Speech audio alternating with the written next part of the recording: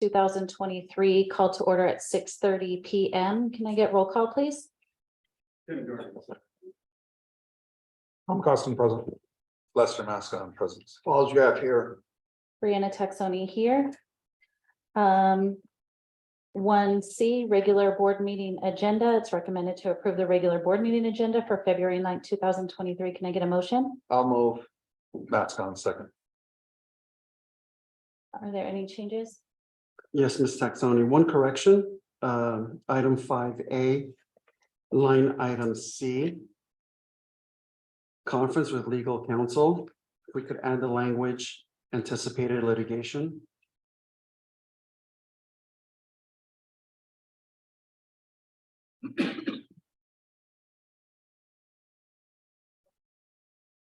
And in addition, a request to pull item 13D as in David. Aber Communications. I'd like for CSEA to review the language within that contract for cameras on the school bus for monitoring purposes. For CSEA to have an opportunity to review the language for privacy matters of classified employees, in this case, bus drivers, please.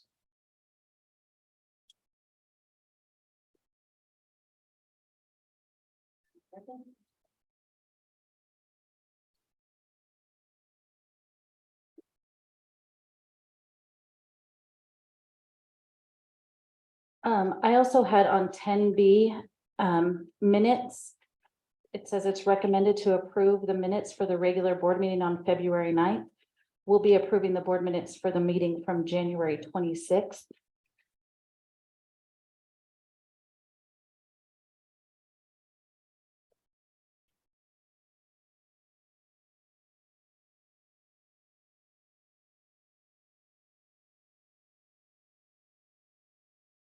Discussion. Does anybody else have any amendments?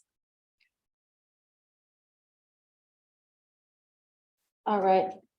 All those in favor? Tim Jorgensen, yes. Mascon aye. Paul's Jeff, aye. Brianna Texoni, aye. The agenda is approved 5-0. 2A, public participation. We don't have any public participation at this time. Thank you. All right, 3, closed session discussion items. The board will possibly discuss conference with labor negotiations, public employee discussion, discipline, dismissal, or release, conference with legal counsel, or student matters. 3B, adjourn to closed session. Can I get a motion? I'll move. Second. Discussion, all those in favor? Tim Jorgensen, aye. Costin, aye. Mascon aye. Paul's Jeff, aye. Brianna Texoni, aye. We are adjourned to closed session at 6:33 p.m.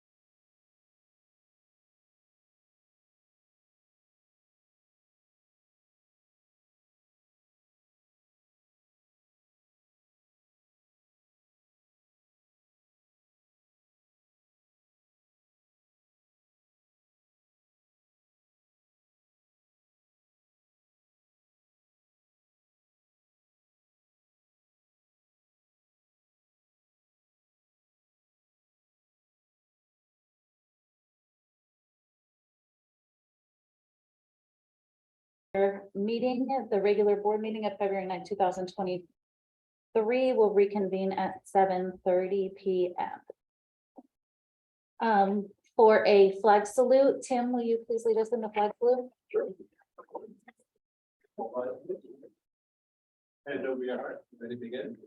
I pledge allegiance to the flag of the United States of America, and to the republic for the nation, under God, indivisible.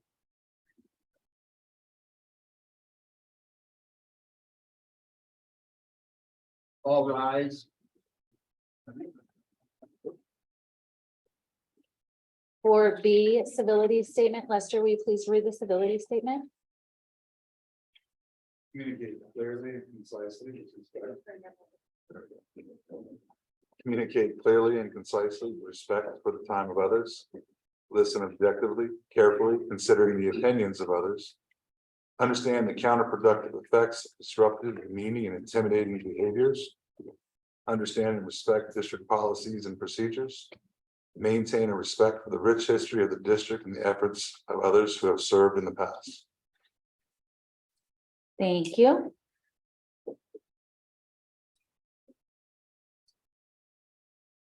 Five, A, report of action taken in closed session. The board will report any action taken in closed session as required by law. There was no action taken. 6A, public comments, recognition, and reports. Please submit a request to speak to the Board of Trustees card located on the exhibit table for any agendized or non-agendized items to the superintendent prior to the meeting. Not more than 3 minutes are allotted to any one speaker, no more than 20 minutes on the same subject. The portion of the agenda is for comments, recognitions, and reports to the board and is not intended to be a question and answer period. If you have questions to the board, please provide the board president with a written copy and an administrator will provide answers at a later date. Do we have any comment? One public comment card. Thank you. It's my favorite basketball player. Mr. Brody.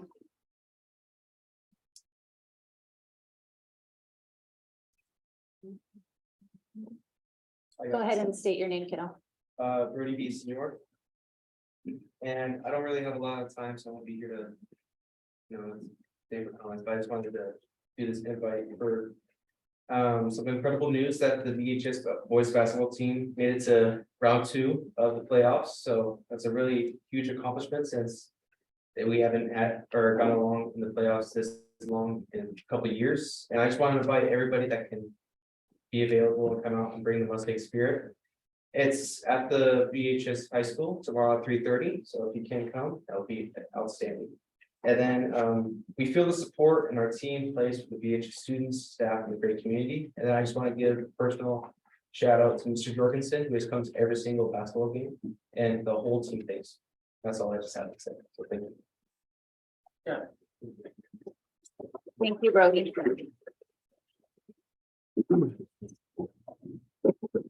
6B Golden Spotlight, Dr. Sahakian. Thank you, Ms. Saxoni. Just to kind of go back to the last picture. I know our audience here and our community members were looking at Brody, but this photo is courteous of Mr. Jorgensen. And so I just want to touch base on this picture of the winning team. We're very proud of you and all that you do. Yes, round of applause once again. Thank you, Alex. Golden Spotlight. We were scheduled to celebrate our High Desert Hawks for the Veterans of Foreign Wars Youth Essay Contest winners. However, some of our High Desert Hawks parents and staff weren't able to make it tonight, so we are pushing the Golden Spotlight for February 23rd. So be on the lookout for that Golden Spotlight. Thank you. Point of order. Do you think we could arrange the agenda so people that have reports like the wonderful Mr. Sheldon Sparks doesn't have to sit through training unless he likes to? You want to get comments out of the way first? Should we do that? Yeah, Motion. I'll second my own, whatever. So we have a motion to move the governance training to after 8. Yeah, we want to hear from the union reps. Right, so we'll move 7 to after 8F submissions and before 9 board comments. So that's the motion on the table. Can I get a vote? Second. Can, all those in favor? Kip Jorgensen, aye. Mascona. Falls Graph, aye. Brianna Texoni, aye. So we will move item 7 and we will go on to 8A, add a representative.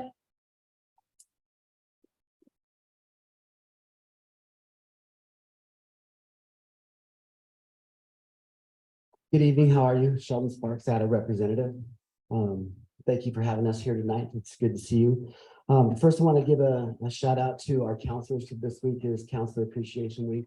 And what our counselors do for our students day in, day out, week after week, month after month, just can't be celebrated enough. We're really lucky to have the 2 full-time who are on staff and Miss Bambi as well. So I wanted to give them a shout out. I wanted to thank you for figuring out how to resolve the combo class stipend issue. Okay. Never really should have got that far. If you look at those numbers and what we were arguing for, it was just peanut dust. I think the person who made the most money was your lawyer. And so I'm not trying to be crass there. I'm just asking, sometimes common sense outweighs being right. And goodwill goes a long way in this community.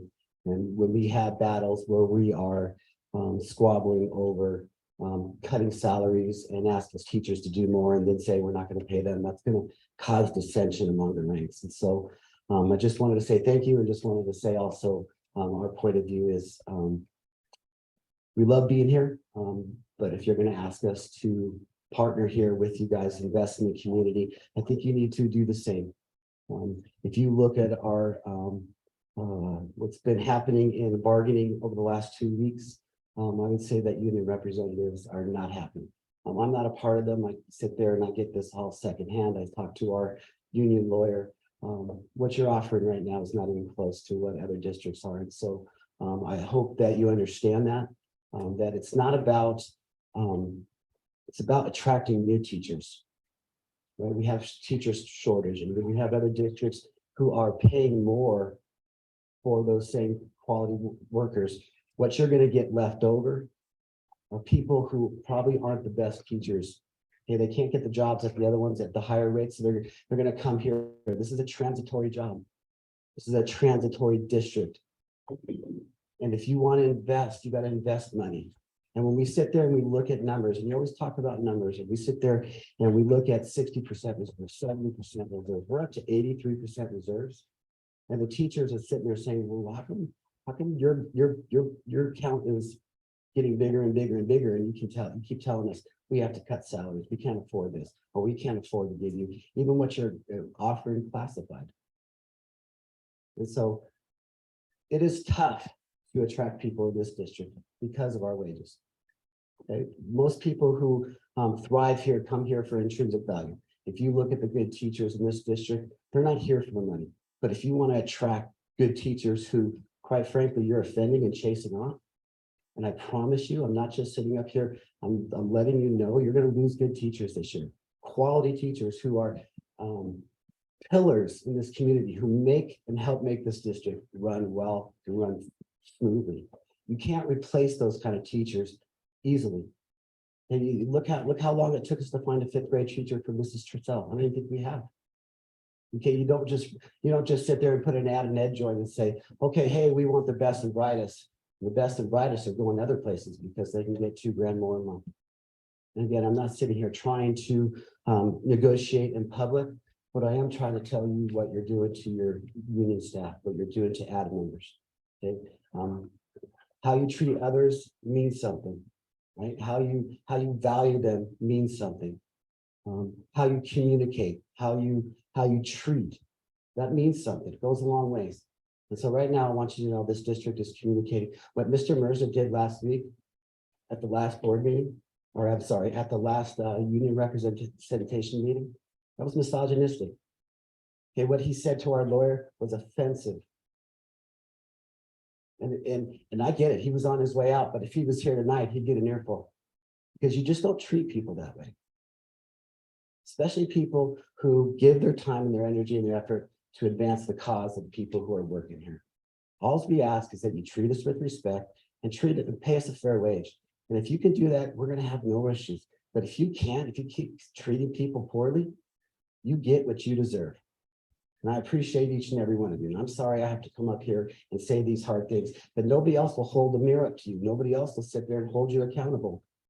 And so sometimes ADA members have to remind us that we're partners, that we make this machine go, not just teachers, but all of us. And we have to be pulling in the same direction. Thank you for your time, and I have a good day.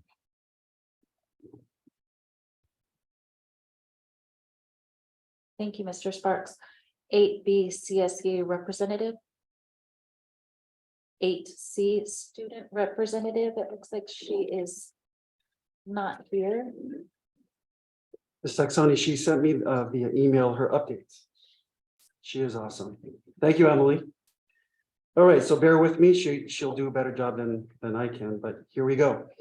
Today was our annual roadshow, which meant 8th grade Hawks visited our Vasquez campus and got to tour different classrooms, sign up for sports, and get a glimpse of what high school will be like. Our winter sports teams have been killing it.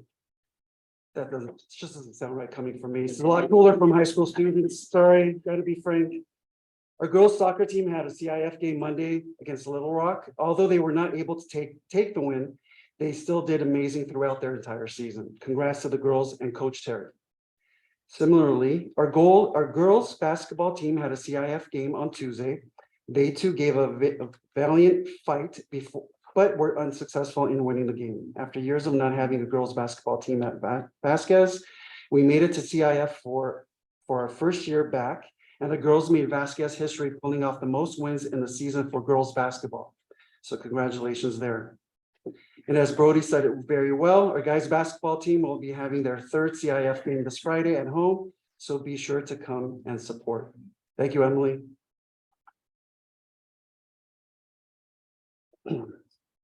Thank you. 8D Superintendent Gold Standard Report. Thank you. Tonight, I'll be covering 2 initiatives from our plan: student achievement and student safety. First off, student achievement. On Tuesday, February 7th, Meadowlark celebrated the first 100 days of school. Both students and staff were dressed up as older folk. I was very careful with the wording there. Ms. Moynihan and I went from class to class celebrating the 100 days of learning and thanking our wonderful teachers for their hard work. Keep up the good work, everyone. It was very interesting because I went in the 2nd grade class. I don't think Ms. Moynihan heard it. I had a 2nd grader turn to me and said, "Hey, I like your costume." I didn't have one on, as you can see, but then claiming I'm an older folk, but it's all good. Gotta appreciate that. Anyway, moving forward. Thank you for the pictures, folks. Student achievement. Like Mr. Sparks mentioned, this week is National Counseling Week. It is being celebrated from February 6th through the 10th to focus public attention on the unique contribution of school counselors within the U.S. schools and how students are different as a result of what school counselors do. As a former school counselor myself, my hat's off to Tiffany and Nicole. At this time, we would like to publicly thank and recognize our district's dynamic counseling team of Nicole Salcedo and Tiffany Caseta. You are appreciated by the community, staff, and peers, and most importantly, by the student body. Thank you, thank you, thank you. Yes, applause, applause, applause. Thank you. Okay, moving to student safety. Oh, Tiffany might be on. Alex, I'm not sure if she wants to say a few words.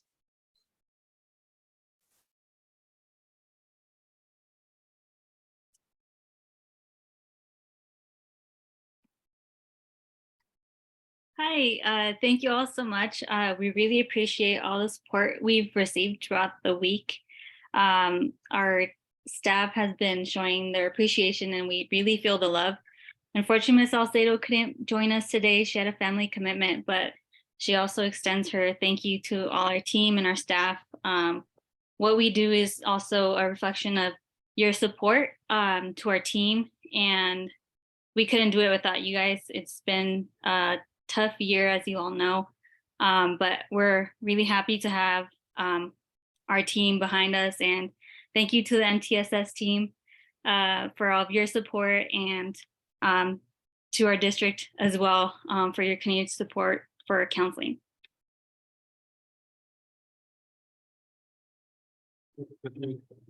Thank you, Tiffany. Thank you for all that you do, not just this week, year round, and thank you, Nicole. Moving forward to student safety. A brief update on solar panel construction. Solar panel construction has begun at Meadowlark as well as High Desert, respectively, with the installation of fencing around the panel areas. Construction is expected to continue through the end of February for Meadowlark and through mid-April for High Desert. To ensure the safety of our students within this project, both sites have put the following safety measures in place with district guidance, which includes checking all workers on site using our Raptor system, restricting movement between locations on campus at times when students are in class and not out and about on campus, as well as increased supervision around increased supervision around the areas where students usually congregate to support safety of our student body. Lastly, Vasquez High School is still under DSA review, so they'll be the third in line for the solar project. We'll keep our community in the loop as far as information as we move forward with the projects. The next item that I have, charter bus services, as well as our transportation department. I'll start with the charter company on contract with the district that we currently use for field trips and athletic trips. The company is called American Nation Tours. There are several reasons why we chose to do business with American Nation over other companies. One, their rates were lower than other charter companies that we've used in the past. They have a variety of size buses to accommodate small groups as well as large group trips. Within athletics, things changed last minute. We know with the schedules, games get canceled, times and locations might get changed. And American Nation has never charged us for a cancellation or an additional fee for last minute changes. So we're very appreciative of that. As far as our own dynamic transportation department, we made many strides in the last couple of months. Transportation has been aggressive in their recruitment and processing of new drivers. 5 new drivers will be joining the transportation team to make a total of 9 drivers as part of the team, the most that the district has ever had. This capacity will help translate to routes being shorter in length, meaning students will have less time on the bus. I know I was traumatized as a kid going to elementary school, an hour and a half on the bus one way. In addition, athletic competitions, away games will be transported by our own buses, which would amount to over 50,000 in savings annually. We do have our small but mighty team here of Brittany as well as Zaida, our transportation department. Round of applause for all that you do, and thank you so much for being here. This concludes my report. Thank you.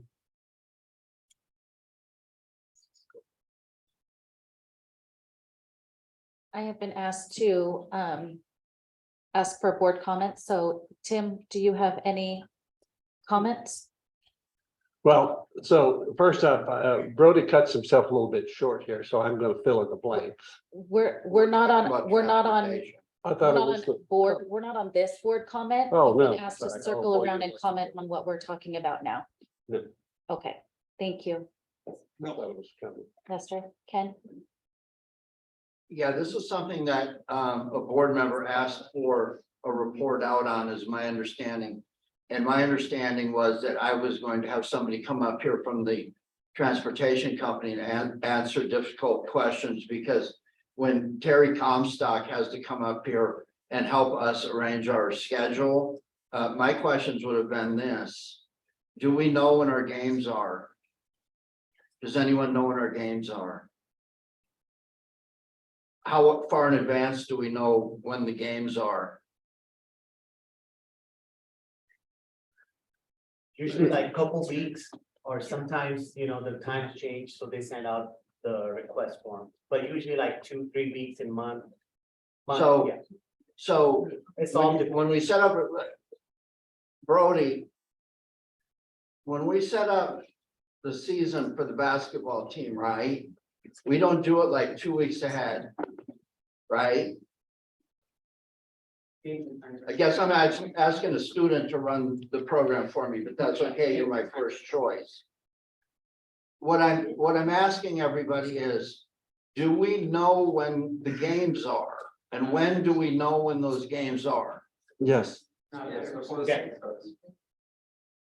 So we know when the football schedule is, for example, when would we know when the football schedule is? Beginning of the football season, right? No, these are not 100% and they start constantly changing. There's a tentative schedule given out well ahead and then those schedules can change up Thank you until for that day. sharing. I didn't know when we, Eden tomorrow. This gentleman, I guess, is the running the transportation department, so the superintendent is the one that runs this district, so I don't run staff, I don't run you, sir, I don't tell you what to do, don't be confused. What I'm asking here is when we know when the schedule is, when we put our schedule together and hand out the little cards and say, hey, we're gonna be playing homecoming here and da, da, da. I understand things change. But tell me about the process where who is in charge of the athletics that say, I'm gonna tell the bus company for soccer, basketball, all these sports to let the bus company know you need to have a bus here 6 weeks from now on a Friday night. Is there a mechanism of doing So that? we get the request from Mr. Sheldon or Michelle from there, and they do fill out the forms, the TR, transportation request. So as soon as we receive that, we call the company. If we don't, I don't have my own drivers, the district don't have drivers, so we call the company, charter company, and we reserve it for them. I'm being as sensitive as I can here. What I'm trying to say is when you know when the football season is going to start, I need some assurance that the bus company is called and say, here, on this day, you're gonna need this, and this for all the sports. Who is responsible for that? When we get, I mean, I get the reports from, I get the transportation request from the VHS, and then we process it right away. Does VHS have enough support in the area of wherever the schedule is for them to get to transportation and say, we have these games here, schedule the bus? Well, I don't know when they schedule their game, but as soon I receive the information, I go ahead and put So the. I will expect that answer. the chain of command starts with the athletic director. Who's in charge of the schedule and the seasons and so forth, so on, and then that communication then goes to the front office. And the school secretaries are well versed and trained on how to put in the TR. The TR then goes to the transportation office, and if there is any hiccups or there's any challenges in securing transportation, that communication then will flow back to Vasquez, hence the athletic director. So I would like to understand the reporting chain. So I don't call the company in here and make confetti out of their contract the next time they stiff carry. I hope I'm clear. If there are 8 weeks of football, then somebody needs to call the company ahead of time and schedule the bus to be there a month ahead of the first game and subsequently thereafter. I understand things happen. We were in here last time and had a long discussion about business operations because we all don't know what the district does. We don't know what our people do. We had a program called Know Your District that was being run through Vasquez PTSO that helped everybody understand that there are only 5 people doing 7 people's work or whatever we want to call it. I'm sorry I'm being very direct, but I'm good at it. So I don't want to, I am not going to sit up here as a board member. If I'm arranging bus schedules, trust me, people will be very clear and responsive, or they will be out without district money. But I will not take any more flack from that dais of people making me and my fellow board members responsible for not getting the bus, and the contract needs to be signed. You will be here And and the bus, if the bus company was here, I'd be asking them right now, how many times did this district fail? And I would hate to think that we wouldn't be able to have that answer in open discussion. I want the buses scheduled when the sports events are here. I need kids focused on learning, not trying to hitchhike to a football game. Thank you for standing up there, sir. I don't even know who you are. God bless you that you came here to work for us, and I know you'll fix it tomorrow. Thank you. And just to clarify, thank you, Mr. Said. He's the head of transportation and Incredible Food Services. And we do have, Oh, Trustee wait a minute, did ask. food services. Do you order the food for next week, 3 Point of weeks order. after the kids need it, right? There we go, sir. Perfect. Don't take me seriously. I don't joke, I'm mad. Okay, but moving on from that comment, we have the owner from American Nation Tour here with us. there he Take is. any All questions. right. Thank you for being here, sir. Point of order, Madam President, will you loop around again, please, after this is done? Yes, I will. Okay, I want To end the loop, I did not have any comments. to introduce. Go. Okay, I want to introduce myself, Artin Davityan. I'm CEO of American Nation Tour, and I'm ready here to answer if you guys have any question. And I really appreciate you sharing business with us. We always here to help you guys. We receiving like sometimes last minute requests, like week in advance. We are always trying our best to cover your requests as much as possible. And I'm ready if you guys have any question. We have different kind of fleets, and the officers told you guys we're not charging you guys if you're receiving like last minute cancellation, because we respect what you guys doing with us. It's a both side. You helping us, we helping you guys, and we really appreciate that. Okay, we'll go ahead and loop around. Okay, Tim. so, welcome. I just want folks, but where is your distribution point where your buses come from?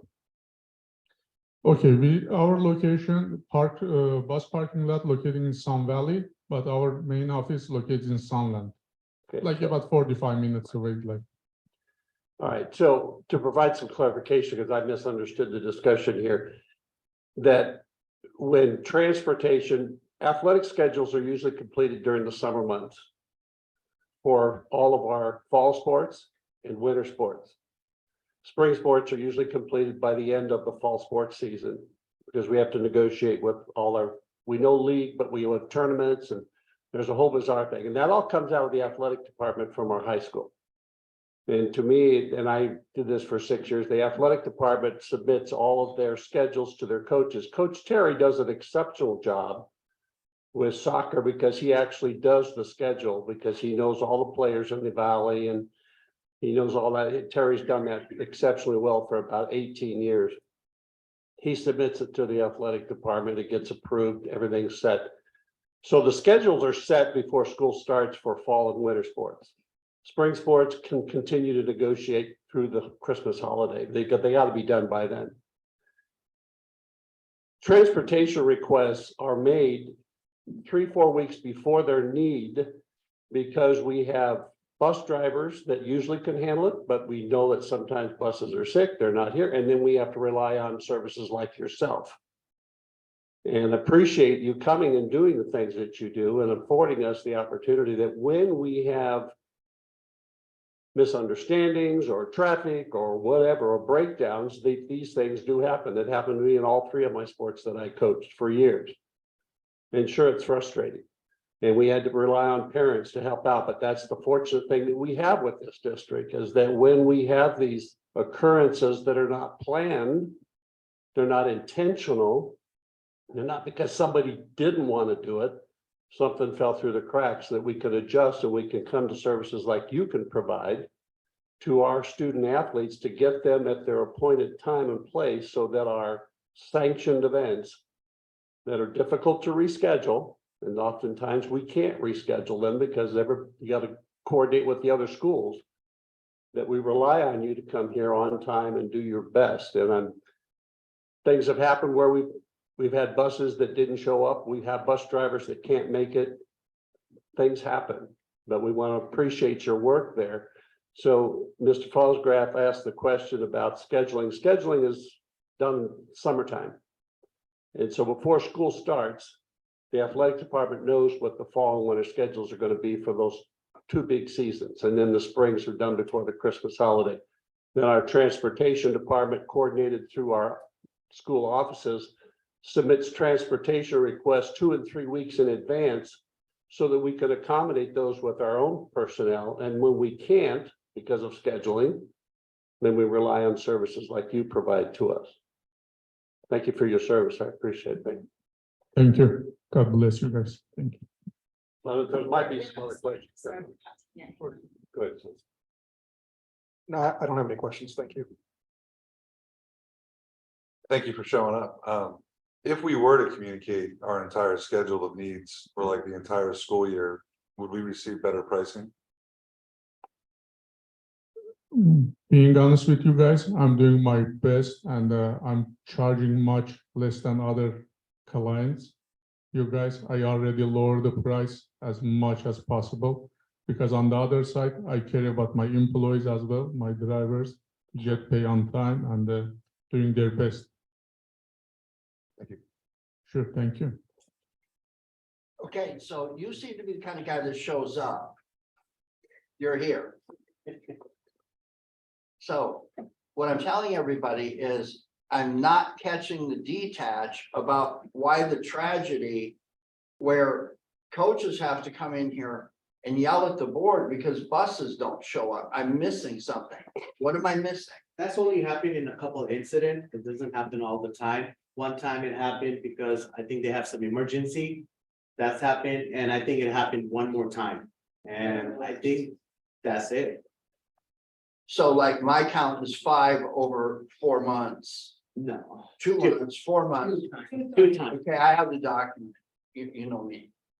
So how many trips would we typically take of sports teams in 2 or 3 months? That we do average like 3-4 games a week.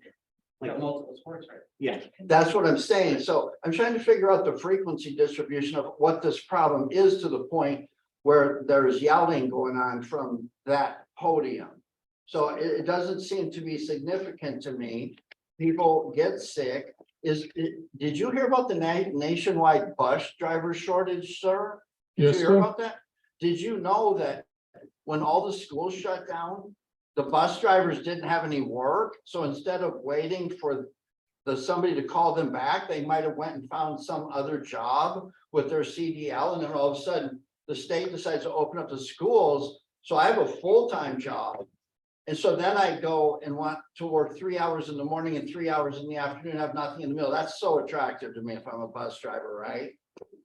Okay, so it doesn't sound to me like there's a huge problem here, and I apologize to the parents who were inconvenienced and got calls at the last second to try to transport kids. That's very unfortunate, but luckily our school staff will make the calls and say, hey, help us out. So I'm making the conclusion that there's not a huge problem here. Don't raise our prices now. Thank you, sir. I'm done. Okay, so I don't know how many people here know that I know a little bit about our transportation office. When I was about 18, I rode on the bus as an aide. And then I also stepped in after one of our lead transportations retired, and I worked in the transportation office for about 4 months doing what Brittany does. So I do know a little bit about running through the summertime and scheduling buses and scheduling field trips. I also know a little bit about our routes. I also rode the buses when I was a kid. So I've ridden on the routes, and I've done this a couple times. What happens when a bus breaks down that has students on board? What do you do when a bus breaks down when there's students on board? we sent out another bus out there. to pick Okay, them up. that's Yeah. perfect. What happens when that other bus that you have to send to the emergency is the bus that was supposed to take that team to their gate? What We comes have- first, going to the game or picking up students on the side of the road? What's the first priority in that situation? I mean, if that happened, we probably call the charter company. Right, and at last minute, charter company can't do it, then what happens? I guess we have to call the parents and Correct. So there is times in case of an emergency where a bus breaks down and we have to send the sports bus out to pick up students on the side of Angeles Forest Highway or up some random road in the middle of Acton or down Soledad in Agua Dulce. It's happened. Or we have to send a bus all the way out to Lancaster because we have special needs buses that go all the way out to the Antelope Valley, and here and there and everywhere that do break down, and the kids stuck on the side of the road are our number one priority, unfortunately, over getting a sports team to the game, which you guys all know, I love watching the sports team, so I'm not minimizing that at all, but we do have kids stuck on buses that we can't just leave on the side of the road for hours because a tow truck isn't going to come and get that bus full of students. What happens when the bus that is supposed to go out, and we're short bus drivers, and the bus driver is supposed to come in and go out? What happens when they get COVID and they can't come in and you have nobody else because we have a bus driver shortage? What happens then? I mean, if somebody call off and I don't have enough driver to double it up, what we do, we call the parents, we email it out, we start calling parents, plan it out a few hours before, a night before, depends on the situation. And tell them, I'm sorry, you have to pick up the kids. Cause we were short-handed drivers. Okay, so you just get the communication out and do the very best that you can do, given the circumstances and emergency situations that we have with low staff. I'm really excited to hear about having 9 bus drivers. I think we've talked a lot about transportation, and what's going to fix it, what's going to fix it. What's going to fix our transportation issue is buses that run and drivers that drive, period. It's not anything else. We need buses that run and drivers that can drive, and that's what will fix our transportation issue. If we have 9 drivers and 2 call out, we can still get our kids where they need to go, and we can still get our sports teams where they need to go. I really appreciate you, and Brittany, I really appreciate you, because I've sat in your position and it's not easy. And when there's changes at the last minute, and when there's a game that, oh, we're not home anymore, now we're away and we need a bus today. We need a bus right now, and you're short drivers and he doesn't have any drivers available. And what do you do? And I know you're the one that takes the calls and gets yelled at. So I really, really appreciate you. And I appreciate you. I appreciate you guys. And I know that our transportation issue is ongoing, but I feel like getting new buses and getting new drivers, that's the ticket. That's where it's at. So thank you. Thank you for being here. I appreciate it. Sure, thank you. And the only thing I want to say, I'm as a bus driver also, I'm a CDL driver. I always leave myself available because I know always can happen something emergency. If you guys not the only district I'm working with them, I have like few schools, and I can proudly say, thank God, we never had a mechanical issue, and they're getting stuck somewhere. And we're doing our best. We have school buses. If you guys need it in case of emergency, we can cover that as well. We have charter buses, all kind, and that's all I can say. His drivers go to the games too and share with them. Yeah. So You guys watch the team, supporting share with us, you them. guys doing our best to support you guys. And I Thank you. really appreciate it. Thank you. That's awesome. Thank you very much. Thank you, guys. Was that the end of your Superintendent Gold Standard report? All right, thank you. Moving on to 8E, COVID-19 reports. Thank you. In the Acton Agua Dulce surrounding areas, there have been 8 new cases of COVID-19 since our last report, which was the period of January 12th to the 25th. In our direct school community, we've had 2 positive cases that were reported since January 26th. We want to remind parents to test their students if they have any symptoms such as cough, vomiting, and unusual, I was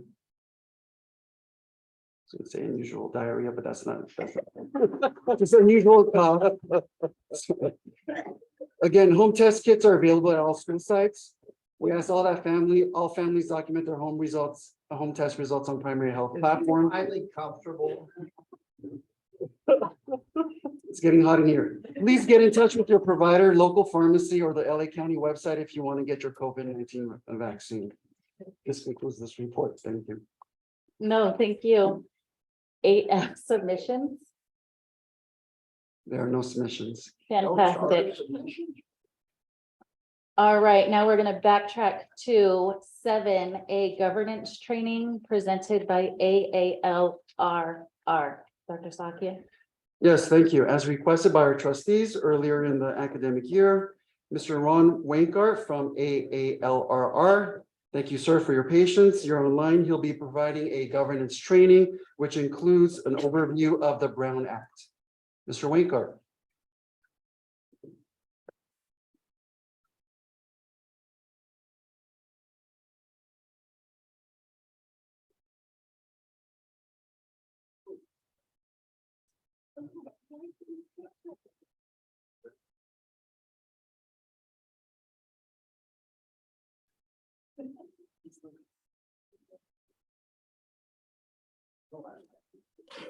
Were you able to hear me? No? Yes, sir. We could hear you. Oh, okay, great. Okay. So you heard my introduction.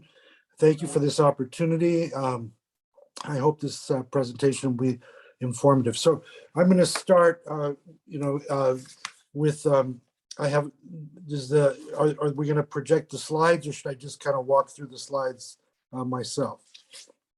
Yes, we'll be sharing the screen with you, Mr. Wankart, so that you could go ahead and project the slides. Okay. Ron, could you tell us your function in life, please? I'm sorry, I couldn't hear that. Could you tell us your function in life? What is your specialty? What do you do with your firm? Oh, okay. I'm a partner with the law firm of Atkinson Anderson, Loya Rudin Romo. I've been with the firm 4.5 years now. Prior to that time, I was general counsel for the Orange County Department of Education for 36 years.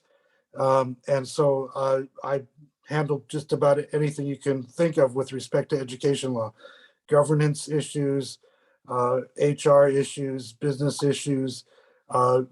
Since I've been at the firm, I've handled mainly governance issues and HR issues. And student issues as well. So those have been my main focus since I've been with the firm. Any other questions about my background, I'd be happy to answer before we get into the presentation.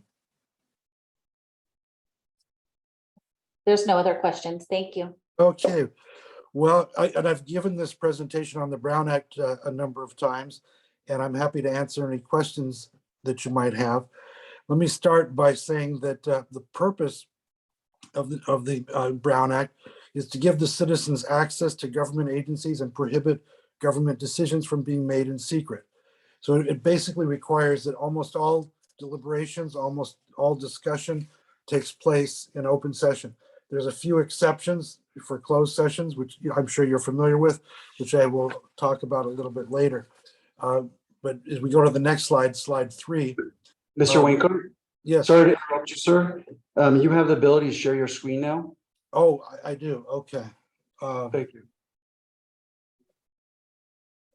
There we go. Okay.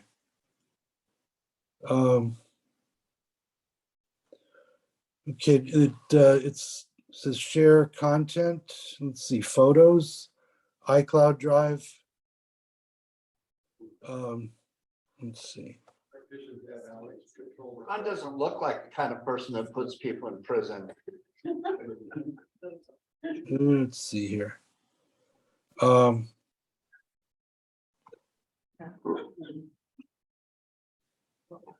I'm not sure how to do that. Let's see. Ron, this is Eric again. Yes.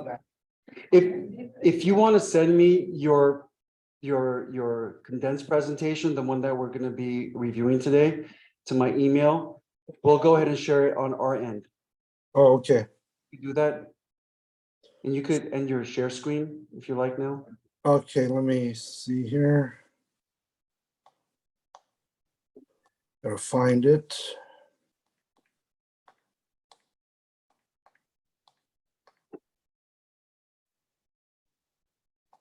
I think you can take it back.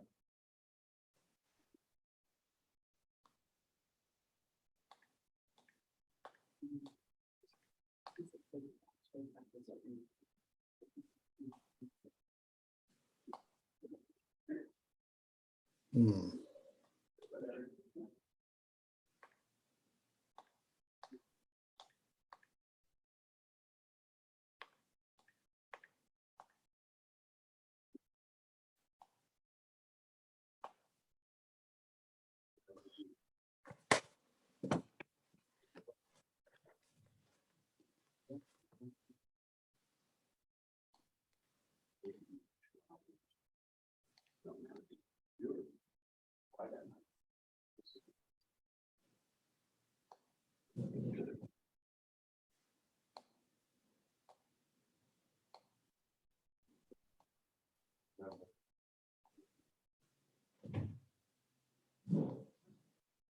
Let's see.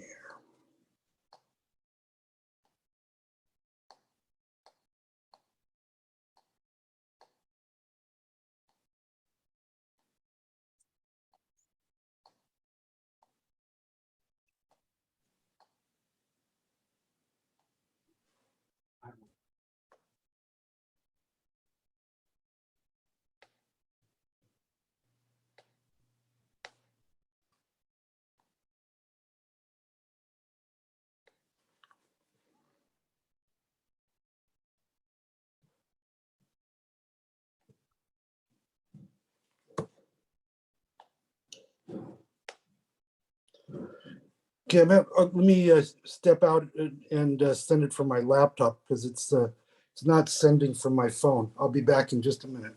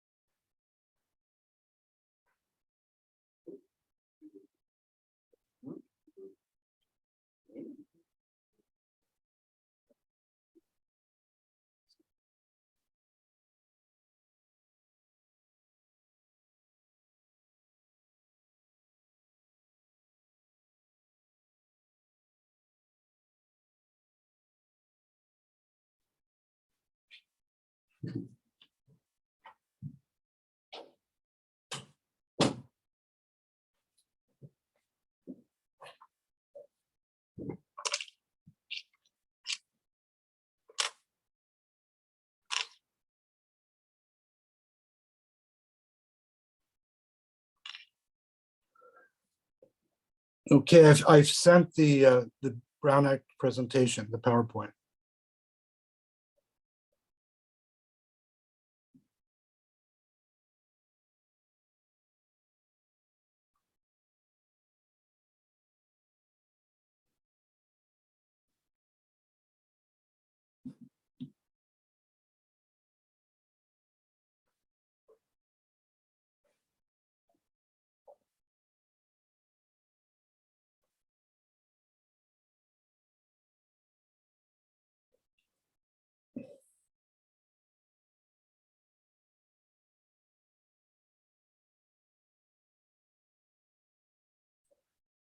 I sent the Brown Act PowerPoint. I don't know if you can hear me, but Yes, Mr. Wainkart. So, oh, so we'll be projecting for you. And yes, so whenever you're ready to move to next slide, just let us know and then we'll go okay, ahead and guide the presentation along. okay, thank you, appreciate that. Thank you.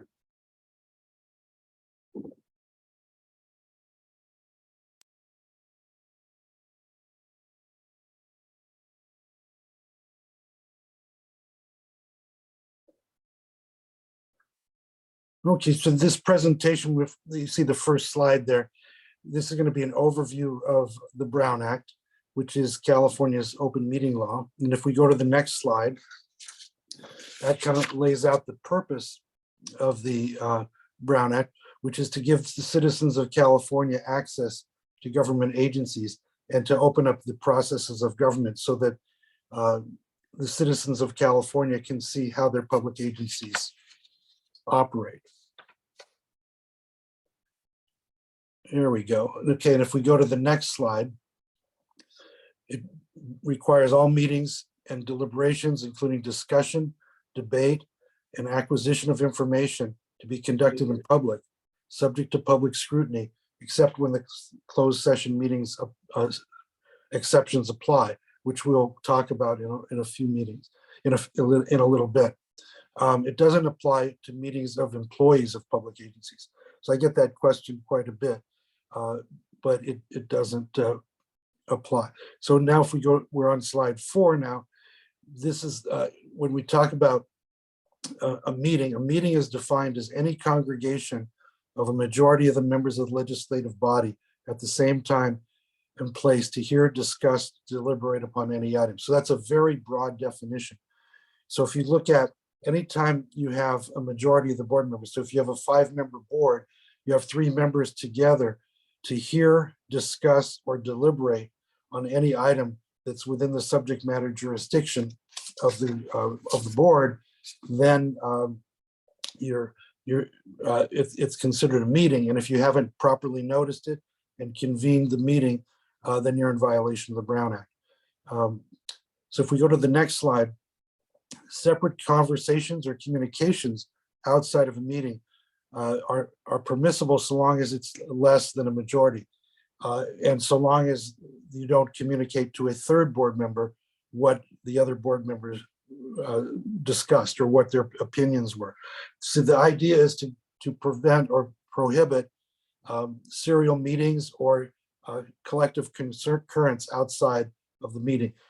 They want the Brown Act purposes to let the public see how the decisions are made, how the discussions take place, and how the opinions are formed. So rather than behind closed doors, developing or building a coalition of board members to take a certain action, this should all be done in public.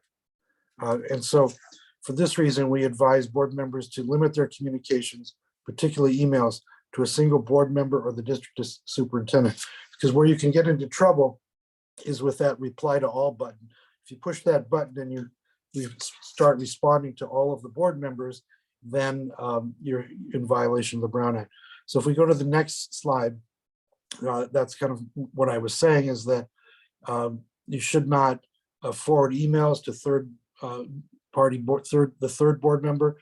Then you start to get into violations of the Brown Act. It should be limited to board member 1 and board member 2, or board member A and board member B talking to each other. But once you bring in board member C and you tell board member C what A and B thought, then you're starting to run into Brown Act problems. So in this slide here where I say board member A sends an email to board member B, and then board member B responds to board member A and copies board members C, D, and E, now you have a violation of the Brown Act. So if we go to the next slide. Another example would be board member A sends an email to board members B, C, D, and E. And board member B responds to board members A and copies board members C, D, and E. If board members C, D, and E respond, then the Brown Act is violated. So you can't have these serial conversations through email or text messages or social media, whatever means that would be a violation. So as soon as there are 3 of 5 or 4 of 7 board members participating in a series of communications on any item of business that's within the subject matter jurisdiction of the board, which is pretty broad, then you have a violation of the Brown Act. So the next slide talks specifically about social media, and it talks about the fact that you can go on social media and you can answer questions from the public, you can provide information to the public, And you can solicit public input from members of the public that's within the body's jurisdiction. But those have to be separate conversations. They cannot involve other board members, because then you start to get a violation of the Brown Act. So if you go to the next slide, you get what I was saying is you can't have a majority of the board, 3 members, discussing among themselves, business that should be coming before the board at a board meeting. So you have to be very careful about getting on social media. And then, if you start communicating with other board members, and it goes beyond just one board member, now you've got 3 involved, then you've got a violation of the Brown Act. Okay, so we go to the next slide. There's some exceptions to the definition of a meeting. So as I mentioned, individual contacts or conversations between members of the board are not prohibited. So you can have a one-on-one conversation. And then let's go to the next slide. The majority of the board can attend like social functions and public meetings of like the city council, the board of supervisors. That's fine. But you cannot discuss among yourselves school district business. So let's say you go to a board of supervisors meeting and you have a majority of board members there. Our recommendation is don't sit together, because then that's going to increase the chances that you're going to start to have a conversation.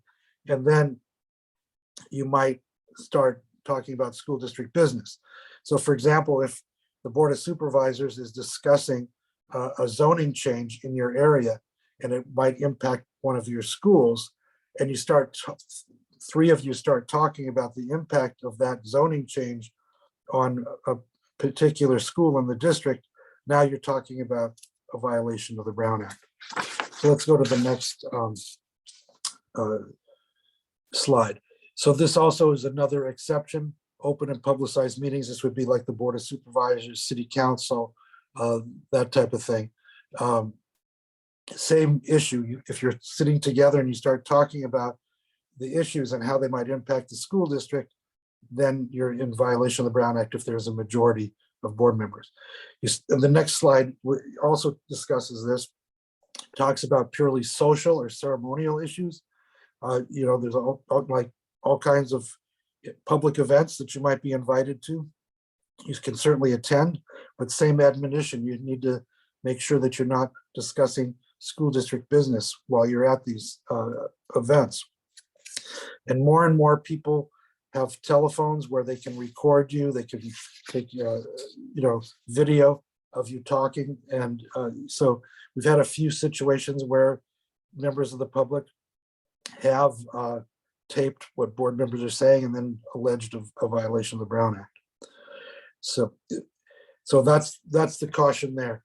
This next slide talks about all actions must be taken by the legislative body in open session unless authorized in closed session. So that's the basic general rule of the Brown Act. Action is defined as a collective decision made by a majority of members. It doesn't necessarily have to be a vote. That's usually the way it's done. That's the best way to do it. But sometimes collective decision is made by consensus. You have a discussion and you let's say you want the superintendent to bring back an issue at the next board meeting. You kind of have a discussion, everybody agrees, you don't take a formal vote, that's fine, but that meets the definition of action. And so you can't take action by secret ballot. The public has a right to know how each board member voted on a particular item. That should be indicated in the minutes. And the other thing is that you may be aware of this is the members of the public may record open meetings.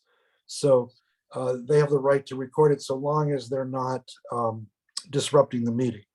And now with cell phones and so on, we don't even know when they're recording it sometimes, but it's a lot less disruptive. It used to be before we had cell phones, people would bring in equipment and it would be noisy and it would, illuminate a board meeting and, cause distractions.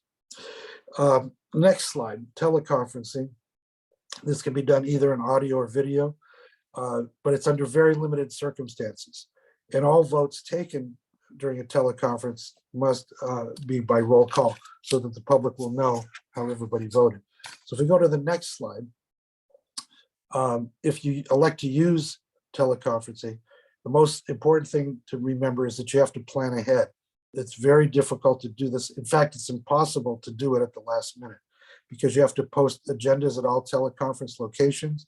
You have to conduct teleconference meetings in a manner that protects the statutory and constitutional rights of the parties or the public before appearing before the legislative body. So basically, you have to make the areas accessible to the public, which is, can create a lot of problems. If somebody, let's say, is attending the meeting from home, you don't necessarily want a lot of people barging into your home, but you have to post the agenda and you have to make it public.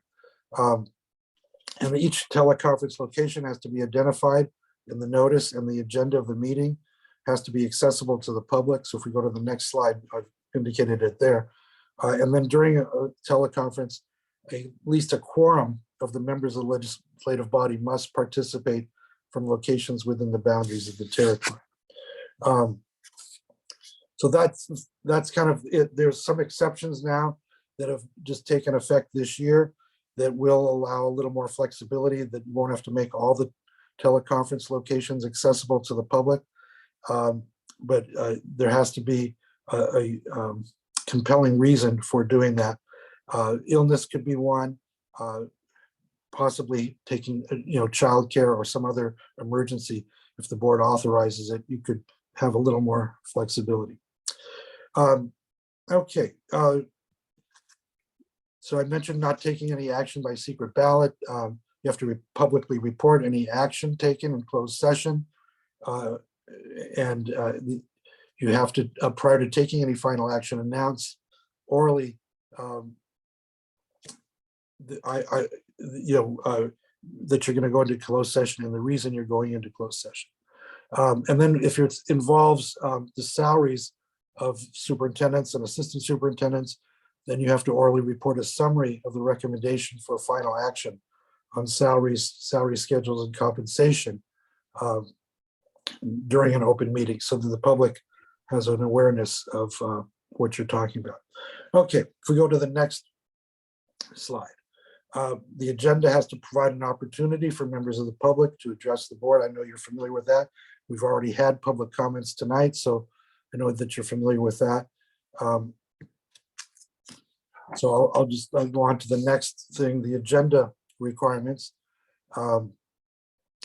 72 hours before the board meeting, you have to post an agenda, a brief general description of each item of business. So it has to be descriptive enough so that the public will know what you're going to be talking about. Let's go to the next slide. The agenda has to be freely accessible to the public, posted on the agency's website. If you have a website, but just about everybody has a website now. I don't know of a public agency that doesn't. So you have to specify the time and location. So the idea behind all of this is to make sure that the public has notice of the meetings.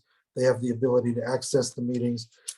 As you know, I'm accessing the meeting over the internet. Other members of the public are also able to access the board meeting over the internet, which is consistent with the Brown Act. If we go to the next slide, one of the basic concepts behind the agenda requirements of the Brown Act is that there can't be any action or discussion on any item that's not on the agenda. So for example, if you didn't have this governance training on the agenda, it could not be discussed at the board meeting. It would have to be discussed at another board meeting. If something's not on the agenda and the board is interested in discussing it, they can ask the staff members to report back on the matter at the next board meeting, and then you place it on the agenda for the next board meeting. The next slide. Okay, this has to do with posting of the agenda on your website. This took effect a few years ago. Then on the next slide too, it goes through some of the details of posting on the agenda. On the next slide, we just indicate that the agenda has to be posted 72 hours in advance. And you don't have to give them all the materials to the board, but if you make the materials or any writings available to the board members, they have to also be available to the public as well. So that's another key element of the Brown Act, that any information that is provided to the board has to be accessible to the public as well, so that if they understand the context of what you're talking about. So if it's a complicated matter with a lot of documents, and they want to see those documents, then they have the ability to see that, so they'll better understand the discussion. So if we go to the next slide, mentioned earlier that every member of the public should have a chance to address the board on any item within the subject matter jurisdiction of the board. So that's pretty broad. You're allowed to adopt reasonable regulations limiting the amount of time allocated to public testimony. So, this in some school districts, they have a lot of public comment that could go into the wee hours of the night if they don't limit the amount of time each speaker has. So the Brown Act does allow that. So if we go to the next slide, they added this for non-English speakers. They added a provision that says that you must double their time if they need an interpreter or a translator, so that they have the same amount of time basically as an English speaker. So that's a requirement that comes up now and then at board meetings, and something to keep in mind. The other thing to keep in mind about public comments is you cannot prohibit public criticism of policies, procedures, programs, or services of the agency, or the acts or omissions of the legislative body. So sometimes people get up and they want to criticize one of the employees of the district or some policy that you have, and that cannot be prohibited. Okay, if we go to the next slide, and by the way, if there's any questions as I'm going along, feel free to jump right in. Special meetings. Special meetings can be called on 24 hours notice. You must post the agenda for the special meeting on the website, and only the business on the agenda can be considered at special meetings. And then on the next slide, there's a few things that you cannot talk about at special meetings. The Brown Act specifically says that you can't call a special meeting regarding salaries, salary schedules, or compensation paid in the form of fringe benefits for superintendents, assistant superintendents, and so on. You can call a special meeting to discuss the budget, but the salaries and salary schedules can only be discussed at a regular board meeting. Okay, next slide. I think I mentioned already that prior to holding any closed session, you have to disclose the items that are going to be discussed in closed session, and those should be listed on the agenda as well. And then if you go to the next slide, discussion of other items of business is not permitted, only the things that are on the agenda. Then there's a number of exceptions. One of those exceptions is to receive advice from district's legal counsel about pending litigation or anticipated litigation. And then if we go to the next slide, you also can go into closed session for the appointment, employment, evaluation of performance, discipline or dismissal of public employees, or to hear complaints or charges brought against an employee. So that's a fairly common one. And then if we go to the next slide, evaluation of performance also is something that you can discuss in closed session, including the consideration of the criteria for evaluation, consideration of the process, et cetera. So that's, when it comes to personnel matters and evaluation, you have a fairly broad scope there as far as closed session. And if you go to the next slide, however, when you get to this discussing salaries and the level of the salary, then that needs to be discussed in open session. So that gets a little tricky, but when you get to the last part, let's say you're discussing a positive evaluation, when you get to the next part, you go into open session and then you discuss salary, a possible salary increase or whatever it may be. Now, the exception to that, if you go to the next slide, is if there's a representative who's acting on behalf of that employee, so maybe the superintendent, assistant superintendent. That usually takes place in the larger districts. And then there can be a discussion in closed session with the representative as to what that compensation will be. But the final action still needs to be in open session. Okay, if we go to the next slide, I'm sure you're all familiar with this. In closed session, you can talk about salary negotiations with your bargaining units so that you can discuss their position that the board is going to take with respect to negotiations, and then you can instruct your representative on what your position is going to be at the bargaining table. So I cover that on the next slide as well. The purpose is to, instruct your negotiator on negotiations with respect to negotiations, so that you can indicate by consensus what direction you want that to be. You can approve a tentative agreement, but any formal approval has to be reported out in open session. Okay, next session, next slide. You can also talk to a designated representative in the form of fringe benefits. You can talk about the discussion of available funds and funding priorities, but only insofar as it relates to negotiations. You cannot discuss the budget in general in closed session. And a few years back, a district that I was working with got into trouble because they were discussing a layoff in closed session, and they were discussing how they had to cut the budget. And while they were in closed session, they decided that they would close one of their alternative schools to save money in lieu of a layoff. And then they reported it out in open session after the closed session late at night when nobody was there. It got put in the minutes, and then it was discovered by the local newspaper a few days later, and ended up in a lawsuit. And the court ruled that discussion about the budget and budget priorities should have taken place in open session. Okay, so the Brown Act lays out a recommended format for closed session. And then what I've done in the next few slides is show you the language for those recommended closed sessions. So I'll kind of walk through them fairly quickly. They're somewhat self-explanatory. So the other exception is to meet in closed session with your real property negotiator.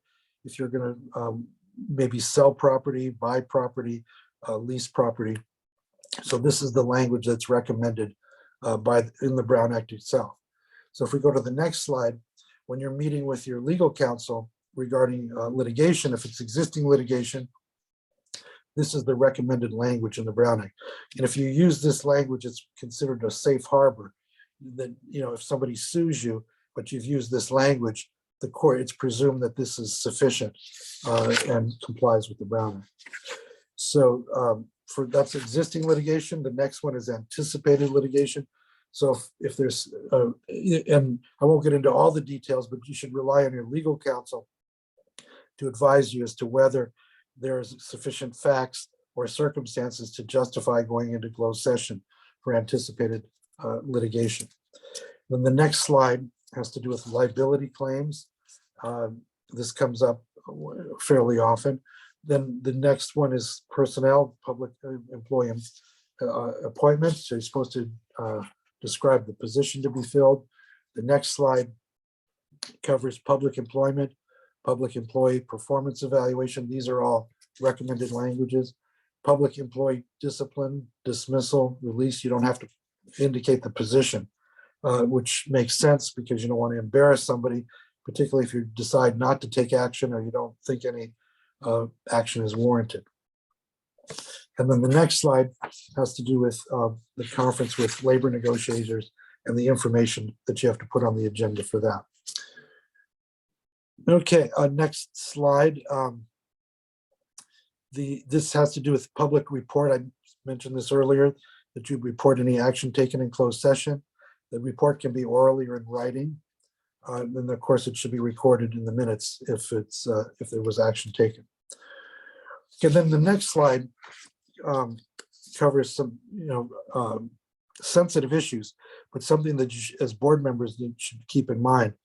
When you're in closed session, that's confidential information that should not be disclosed.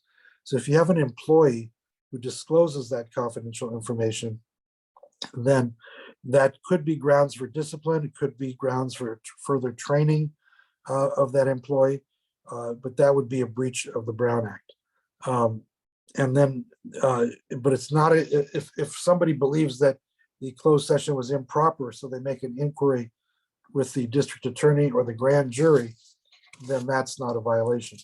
And in the interest of time, I didn't include any slides on what happens if there's a violation of the Brown Act, but I'll just quickly say that there are criminal penalties for violating the Brown Act, and the district attorney can get involved and bring a criminal action after, but they're required to give written warning to the district first and give the district an opportunity to correct the mistake.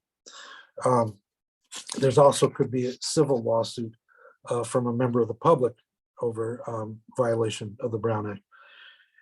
Then the next slide is something that's unfortunately coming up more and more frequently now.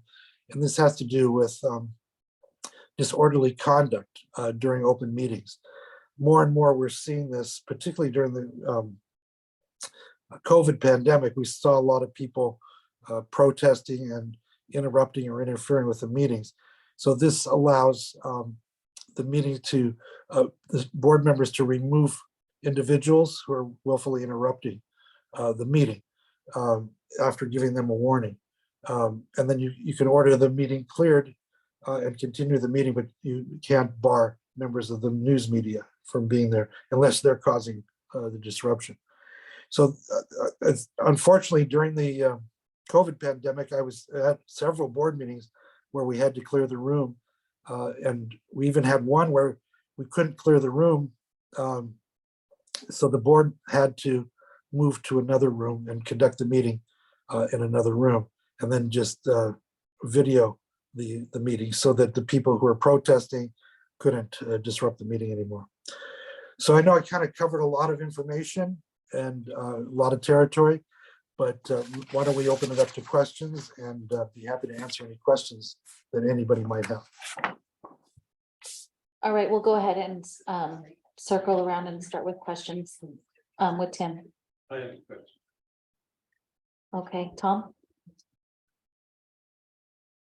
Yeah, just a question on agendizing. I think you were present when we were starting conducting the meeting today. So for our instance today, we had a little discussion on buses that was under the superintendent's report. I know that a board member, we had a motion to have that agendized, but it didn't appear on the agenda that way. Now, should that have been on the agenda, or did we? Let's see, what that came under the superintendent's report. I have a copy of the agenda here, so I'm just kind of I looking believe at it. it came out under superintendent's report. Yeah, under, is that 8D, superintendent, the gold standard report? Yeah, I mean, I guess my question is, how much latitude do we have under superintendent's report to have discussions about particular items? well, you do have some latitude, and the superintendent did report on the transportation issues. My suggestion, though, and my recommendation would be, if you want to get into more depth, particularly about specific complaints, it's best to put it on the agenda specifically. So for the next board meeting, you could put on the agenda discussion about, transportation department or contract with, the outside transportation firm or something along those lines. That would really cover it, and actually be better to do it that way.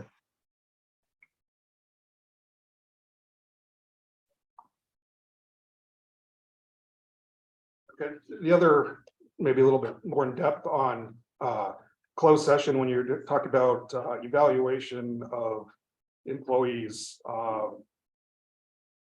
Does that include all employees, or is that just in terms of board member hierarchy being the superintendent? Well, it mainly applies to the superintendent because that's the main employee that you evaluate. The superintendent or somebody below the superintendent would evaluate other employees, but there are instances where you may want to talk about the evaluations of other employees in the context of discipline or dismissal. So you may actually have a discussion about that employee's performance evaluations that might have been done by the superintendent or an assistant superintendent. Okay, and my last question is about teleconferencing. So a Zoom meeting, one of the locations would have to be open for the public, is that correct? And then Yeah. if a board member was going to Zoom in and that board member was outside the jurisdiction, that means that is not, that's not allowed. Say board member was in a different state, but wanted to attend the meeting via Zoom. Well, that was allowable during the COVID pandemic. There was an executive order and then there was legislation that really expanded the ability to conduct meetings by Zoom.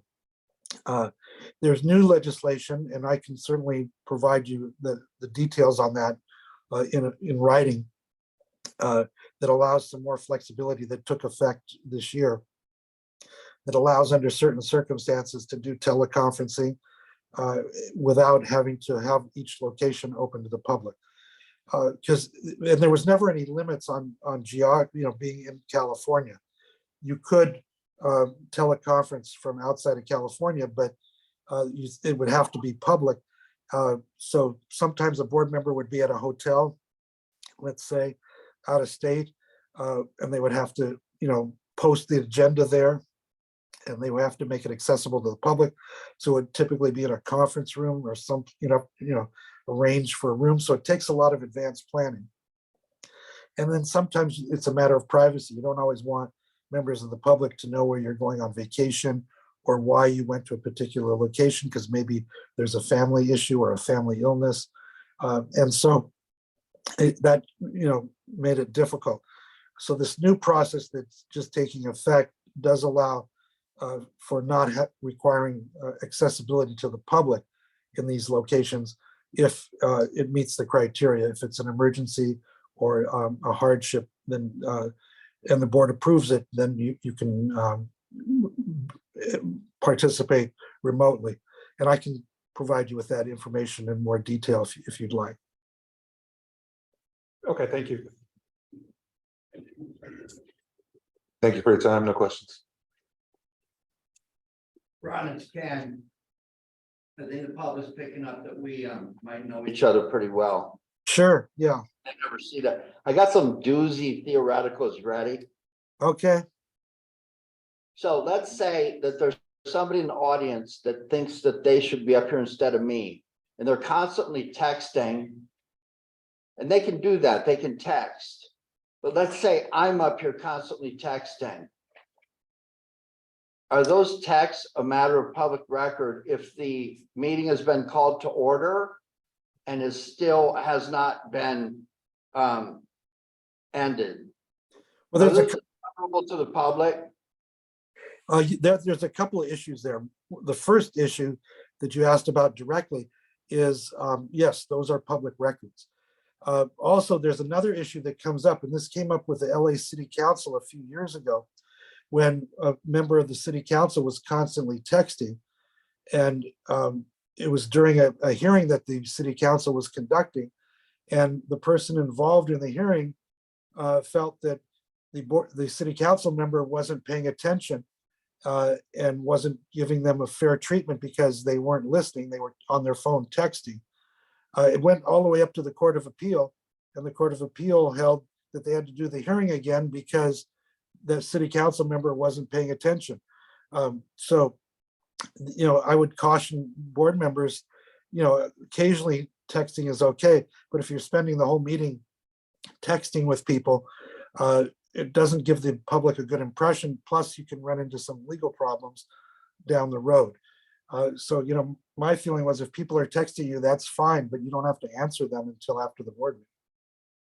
So Ron, let's say somebody's out in the audience bashing me to another board member. Is there any privileged immunity that would come with that through a relationship between the parties? Not necessarily. I mean, those would be public records. So let's say a member of the public is bashing you and sending text messages to another board member. If you become aware of it and you want a copy of those text messages, once they're received by the board member, the other board member, those would be public records. Now, whether those, once you get those texts and you look at them and whether they're libelous or slanderous or not, depends on, you know, what they said. But I mean, that's possible that they could be libelous or slanderous. Or maliciously misrepresentative.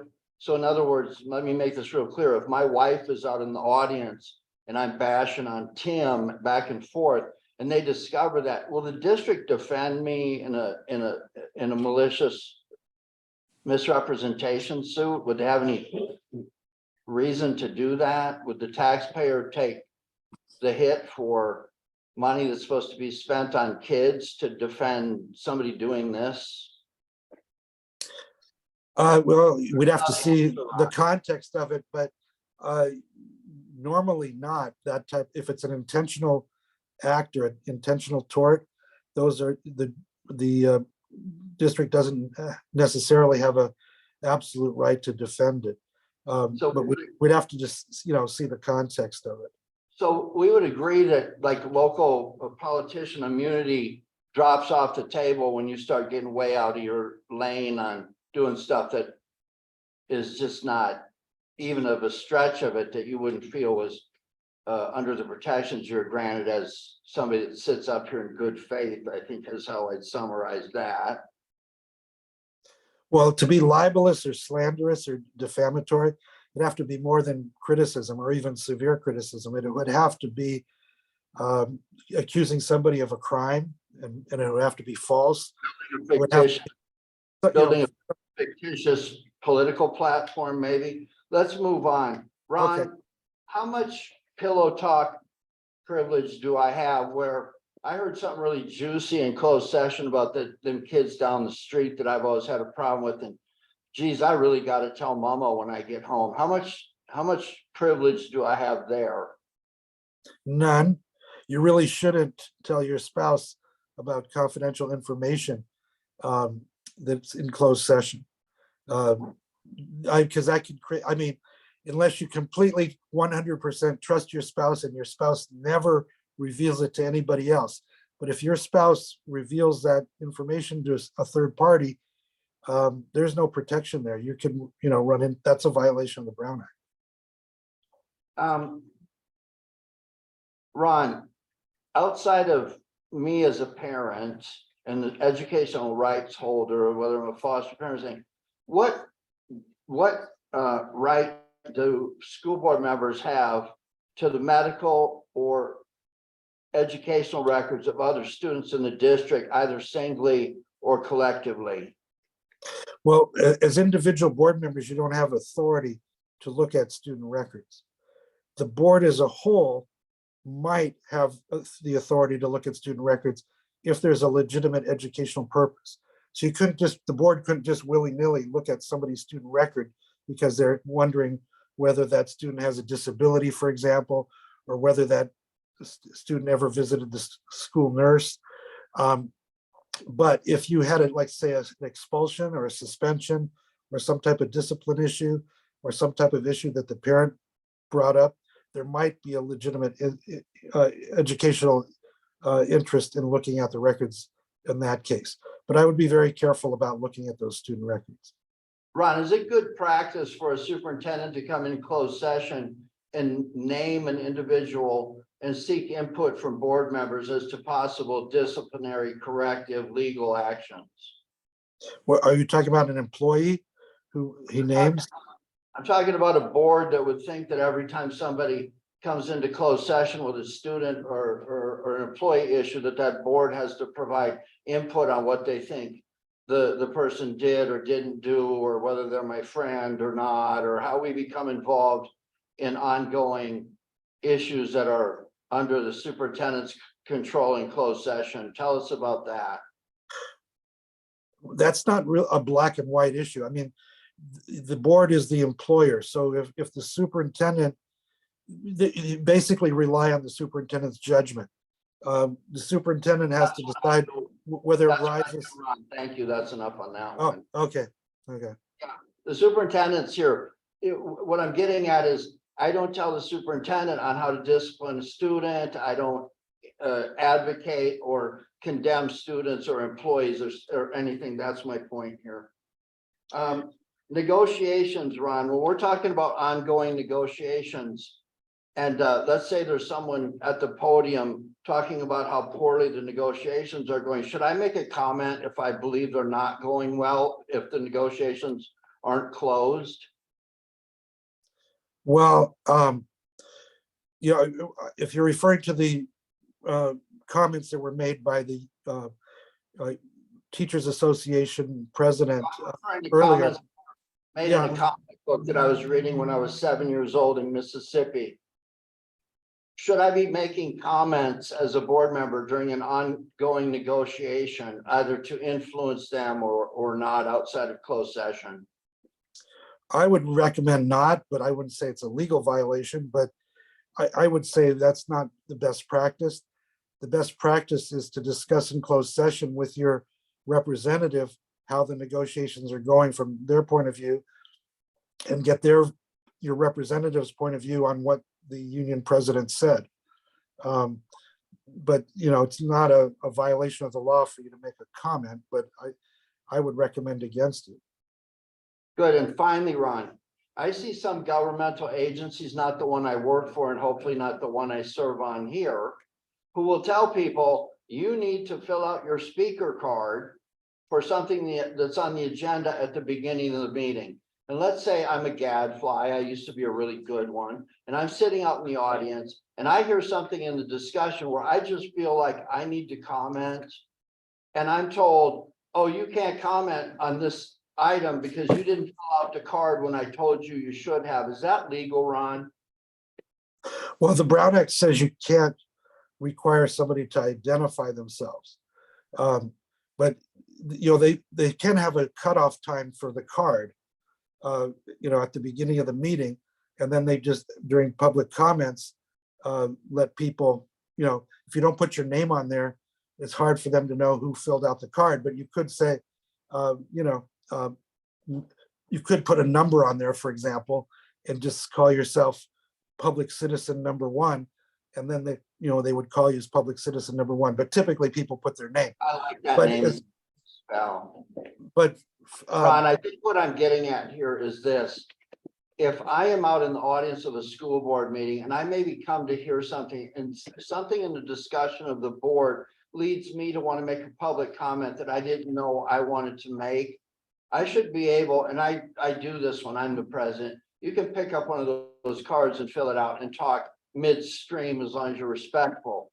Is that a better practice than saying you have to come in at 7 o'clock and fill out a card, or you don't get to speak ad hoc when the issue is popping up and you feel compelled?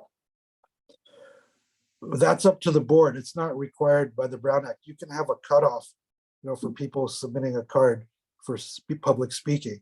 And then once public comments are over, then that's it. And they'll just have to wait till the next board meeting. But if you want to be more flexible and allow people to submit a card in the middle of the meeting after public comments and then let them speak because if they're upset about something, that's up to the board. I'm not speaking about public comment. I'm talking about speaking on an agenda item that you decide, okay, they're on this item now, and I feel compelled to talk about an agendized item. So I'm going to fill out the card and give my input on the agendized item. Well, that's why the agenda is posted 72 hours in advance or 24 hours in advance for a special meeting. So the public can see the agenda. And if they feel strongly about the agenda item, then they'll come and, you know, make a public comment.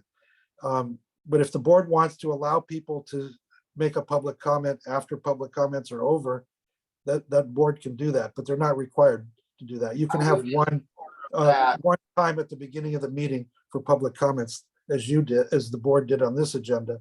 You're not required to have a second set of public comments. I'll be having a chat with the superintendent and the board president over here because I'm a believer, not public comment, not off agenda items. I'm specifically talking about agendized items as they occur. Somebody walks in late, gets here from work, wants to speak on item 10, fills out the card as it's happening.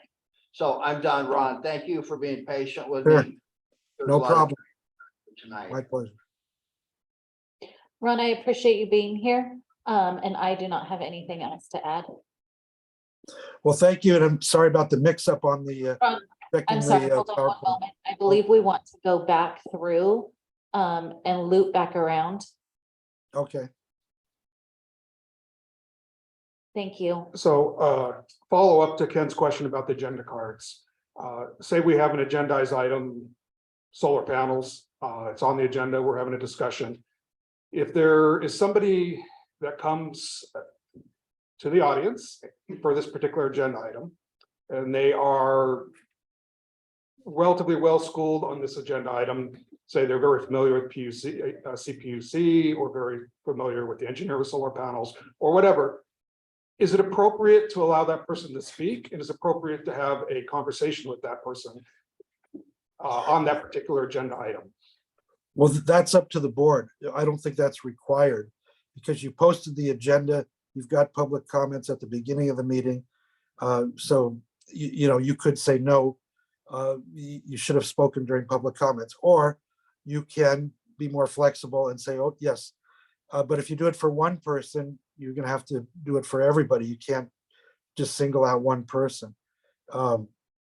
So you have to keep that in mind as to how you're going to do that. And so I've been to board meetings where some of the boards do that. They do allow public comments on agenda items later in the meeting. Just depends on how you want to approach it. But as long as you have one comment period, you're in compliance with the Brown Act. Okay, thank you. Lester? I'm good, thanks. Okay, I think you more than answered all of our questions, so thank you very much again. Well, thank you for inviting me. I appreciate it. Okay, now moving on to board comments. Tim? Yes. Okay, so I'm gonna focus on some good stuff here. I want to give a shout out to all of our winter sports athletes, our boys and girls basketball programs, our girls and boys soccer programs. The girls soccer had, as usual, Coach Terry's done an exceptional job of preparing the girls and getting them into the playoffs numerous years in a row. I had a conversation with him a couple of weeks ago, and he says, I think I'm going to get a tough draw, and they did. Their first wild card game, they had a tough draw, which he's concerned about, as I am, that our school gets paired with Little Rock High School, 2,700 students, and it's kind of a tough gig for us up here in the North County that the girls work hard and yet they have schools constantly doing this, but that's outside our realm. But the good news is, as Terry continues to forge ahead, he teaches the girls the good concepts of soccer, and they continue to grow. Coach Peter, on the other hand, is doing equally as good a job. I spoke to them on the bus before they left for their round 2. They got into the playoffs and won their wild card and went on to their first game. They were successful, and then today they had a game. I was at the bus when they were getting ready to leave, telling them to go get them, and they ended up having a tough game against Excelsior, losing 2-1. But again, Coach Peter confirmed that he's had been 8 years in a row now that he's taken his boys' programs to the playoffs, and that's commendable to us that we have walk-on coaches, that Coach Terry and Coach Peter, who present our student athletes with the opportunities to grow and succeed in a sport that they love, and that's great branding for us as a district. Basketball's been an exception this year. Our girls program having taken a layoff last year because we didn't have coaches, and we had girls, but we didn't have coaches. This year we have coaches, and their first year back, they get in a wild card, and of course it's kind of tough going in when you've only had a year to prepare. But they got to the playoffs, which is I go back and trying to think of my memory the last time the girls made a playoffs, and it's been probably double-digit years. So it's been a long time since the girls program has been there. Coach Bates, on the other hand, has worked hard with the boys program, and as Brody said there, They're doing it really, really well. It's fun to watch them play. He's done some great things with those boys. They had their wild card game, was an away game at Academy for Academic Excellence, AAE, up in Apple Valley, and nice facility and a great game. Right down to the clock, winning 52-50. So it was like, and all 8 of us there that were supporting Vasquez were as noisy as the other 35 or 50 or whatever it was in the gym. Of course, we have one spectator in our group that keeps everybody on task. And then the next night, I went in and I said, oh, we're going to play on Thursday night. And I wasn't going to be here because I was going to be at the basketball game. But they said, no, it's going to be on Wednesday. So they had back-to-back games. And they went up to Silver Valley, which was an old rival of ours from Desert Mountain League times. Been to that gym many times when I was coaching and playing football, and saw some old friends of mine, the principal up there that I've known over the years. And the boys played exceptional ball again, and it was exciting to watch them play. And it was another close game down to the last few seconds, and it was a 59-53 victory.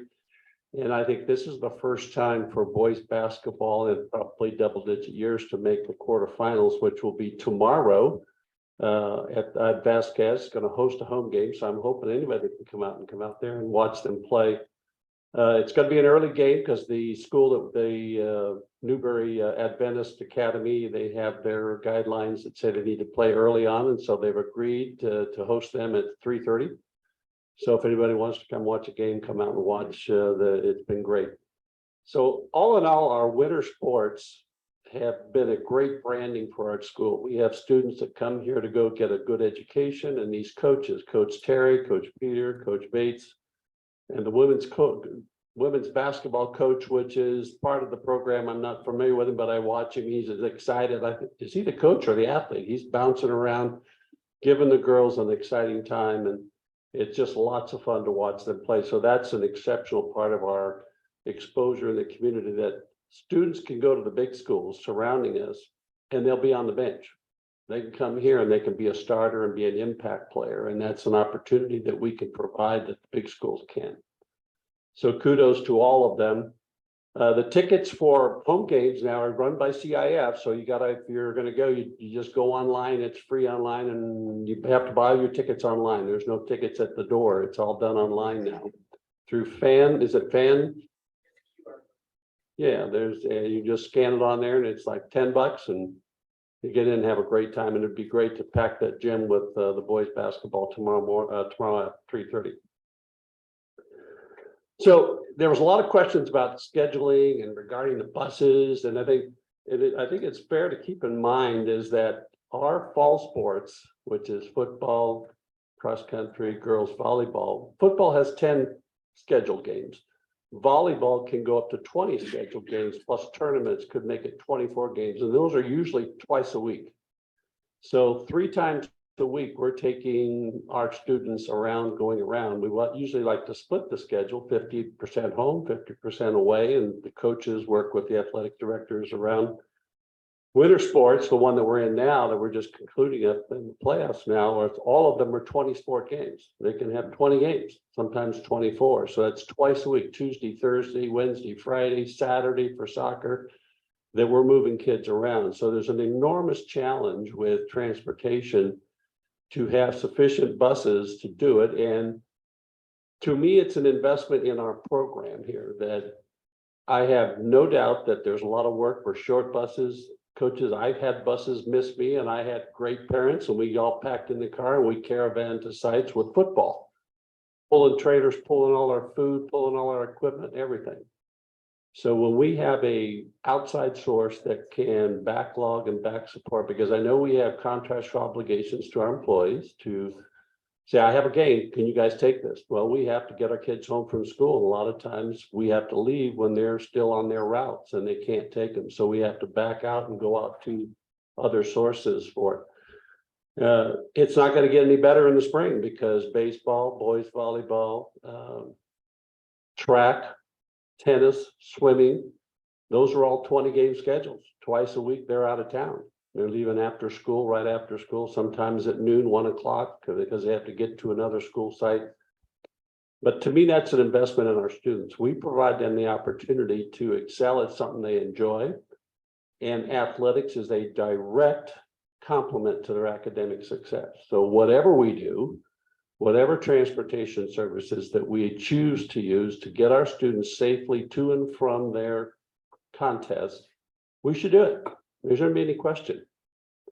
And I can recall many times as athletic director that I'd have a bus breakdown on the way coming back from Mammoth. We used to travel to Mammoth. I'd get out of my house and I'd go out there and I'd coordinate with a couple of the parents and we'd get our students off the road and get them back, leave the bus. I don't care about the bus. Get the students home. And it's just, that's what we do as a small school. And that's what the work has done. Now, I know we have these challenges and all these things going on. And I've talked with Terry and Coach Terry and Coach Peter, and I listen to their frustrations because I've experienced them and I know that, but they know, and we have to have confidence that we have staff that are doing their darndest to make sure that we get scheduled, get that done. We can book out a month in advance, but we can't take the outside source until we find out a week before that I have a bus driver that can take it. We got to give it to our bus driver. That's our commitment to our employees. Now, I am a proponent of playoff. That's a reward for great work. And I'm a proponent that we do provide that opportunity to put those kids on charter and get them to those kids because it's usually farther than we normally go. And that's just something that I've always been a proponent of, to give them reward to our students. Then the last thing I'm going to close with, I came to Vasquez in 2000. I stayed for 18 years. I didn't go anywhere else. I didn't want to go anywhere else. I taught, I coached 3 sports. I was ASB advisor. I was athletic director. I was dean of students, and I came back to teaching. I never, ever felt like a transitory employee. I was never felt that I was a leftover employee by this district. Sure, we had challenges. Sure, we had problems. We had discussions. But never, ever did my bosses at the site or my experiences with the district staff when I had things that I had to do there, and even when I was leading the teachers union, did I ever feel that we were transitory or leftover. I'm disappointed to hear that kind of language because I know I don't think that, and I talked to teachers. I talked to my colleagues and it was really disappointing, but this is a district that I wanted to come to and I stayed here. I didn't go to the big districts paying me $10,000 more, $20,000. I wanted to know every student on my campus and I had that privilege for 18 years. I could look across campus and see one of my student athletes and I could call them by their name, get in the class. Oh, you got it, okay. I didn't have to take 7 minutes to get from class to class because there's so many kids on campus that I don't even know if they're students here. We know who our kids are here and we can protect our kids, provide the best academic experience, and with our athletics and our other extracurricular activities, that's something we provide. When teachers are teachers, I supervise teachers now for Cal State Bakersfield. I talk to them all the time about, why do you want to be a teacher? Never have any of them said, oh, I'm going to get rich. They came there because they want to do it. They said they have parents that were teachers.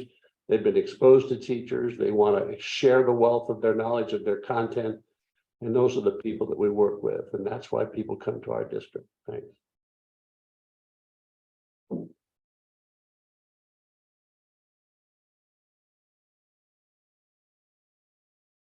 Just real quickly, just wanted to thank Mr. Jorgensen for his, for the amount of effort he puts into the sports program and his knowledge of it, because on a personal level, the cross-country team just had their banquet. It was a little bit late. Cross-country's been over for a while, but it wasn't lost on me that these kids, these athletes, almost all of them were scholar athletes, that their coaches, Coach McLaws and Coach Zorba, did a fantastic job, like all the coaches in our district. And the parents were all there at this banquet, and the level of support and camaraderie was as good as it gets. So just a thank you to all the people who support our sports, because our kids really do benefit from it. And I thought, you know what, these people, these kids, these students, these athletes, these coaches, these parents, they're the faces of our district. That's what people from the outside see. They're at the sporting games, they're doing their best, and we shine. And that's all I have. Thanks. It's, and that was definitely well said. So I definitely appreciate all you do for the athletes. And all the sports team, and our sports programs really are a draw for the community. So all we can do to support them, just everything we do here. So that's all I have. Okay, I spoke a lot earlier and couple things I want to talk about here. This is AV Press. This is a regional paper. There's something called the SELPA. It's called the Special Education Local Plan Area. It's a collective of school districts. There's 10 in it. It tells you this is kind of like the school districts around us. It's the region. Everybody in there, from the small rural districts to the really big districts in the Antelope Valley, read this paper. And when we see in the paper, a regional paper, that the grant aids the district's mental health, this is the calling card I want to see. There's $3.6 million on the table here that bring more people, more programs, and make them meaningful. This is significant. This, I can market this all day long. Thank you, team, for this. Next thing. Kelly, I'm glad you're here tonight. Kelly came on the board and filled a terrible hole.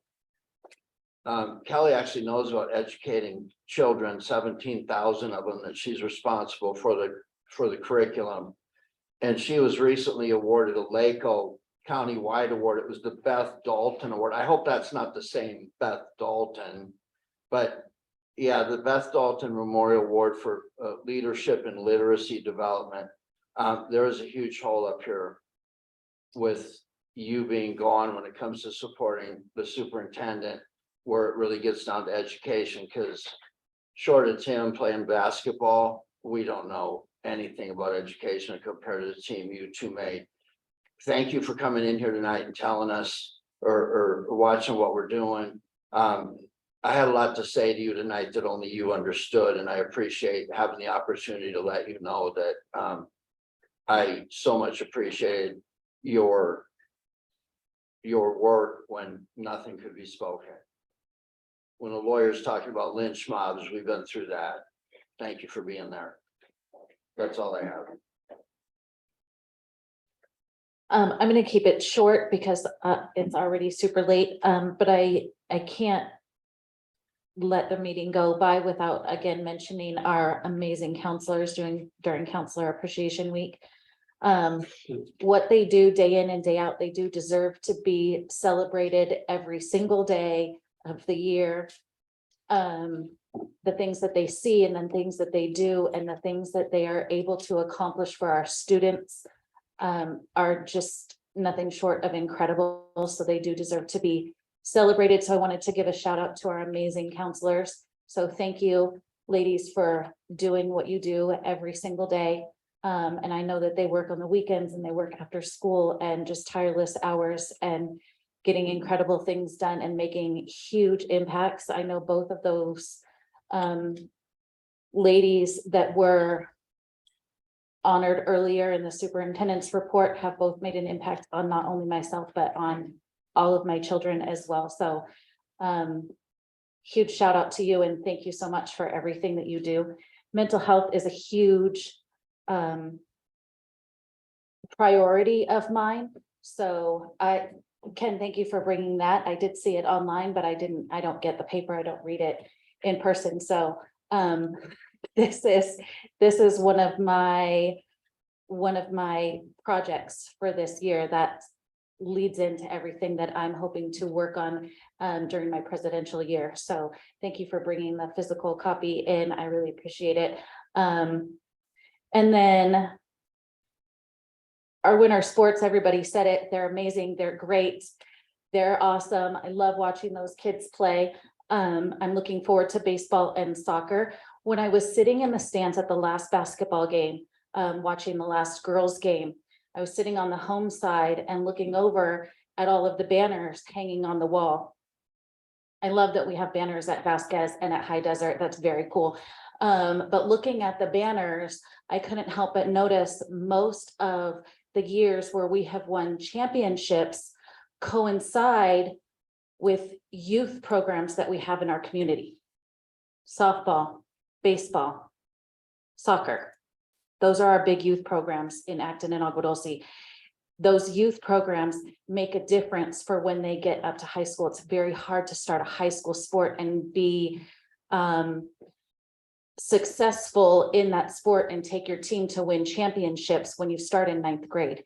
So I do know that Coach Will has started early with his football team. I know that Coach Mario is starting with youth programs for basketball. We have the Vasquez and Sierra collaborating and doing for boys and girls, doing youth camps to bridge that gap between the youth and our high school programs. So huge shout outs to those coaches that are going above and beyond their role as a high school coach and developing other programs outside of their role to bridge that gap and to bring those youth programs to help build our high school. So I just wanted to give a shout out to those coaches that are going above and beyond. So thank you very much. And that's all that I have.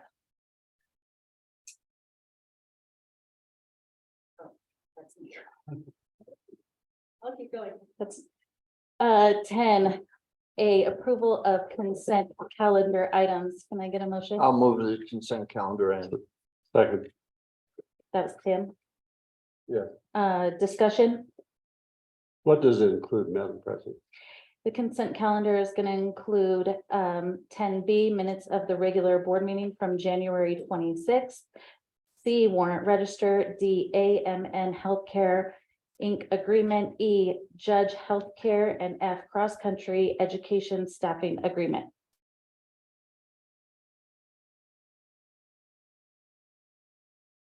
Any other discussion?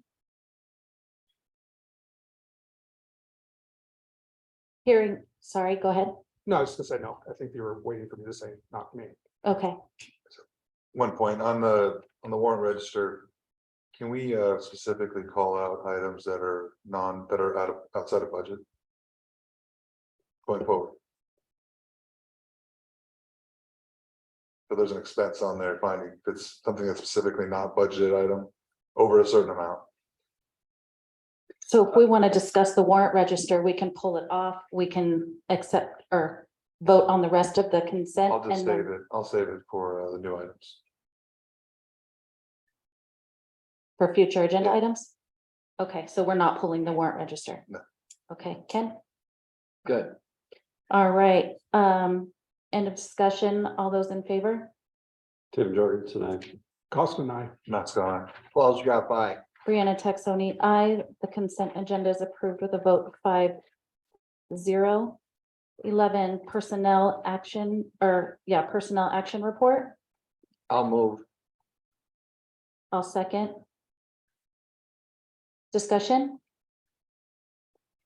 Hearing none, call for question. All those in favor? Tim Jorgensen, aye. Costa and I. Matt's gone. Paul's got by. Brianna Texoni, aye. Personnel action report is approved with a vote 5-0. 11B, human resources. Education. And pupil services department, Dr. Sahakian. Thank you, Ms. Taxoni. I know our trustees earlier did request for a study session for both business services as well as human resources. So we had our business services overview last month, and tonight we have Ms. Kimberly Shaw to provide the human resources overview for our trustees in our community. Thank you. Thank you. Good evening, President Taxoni and fellow board members.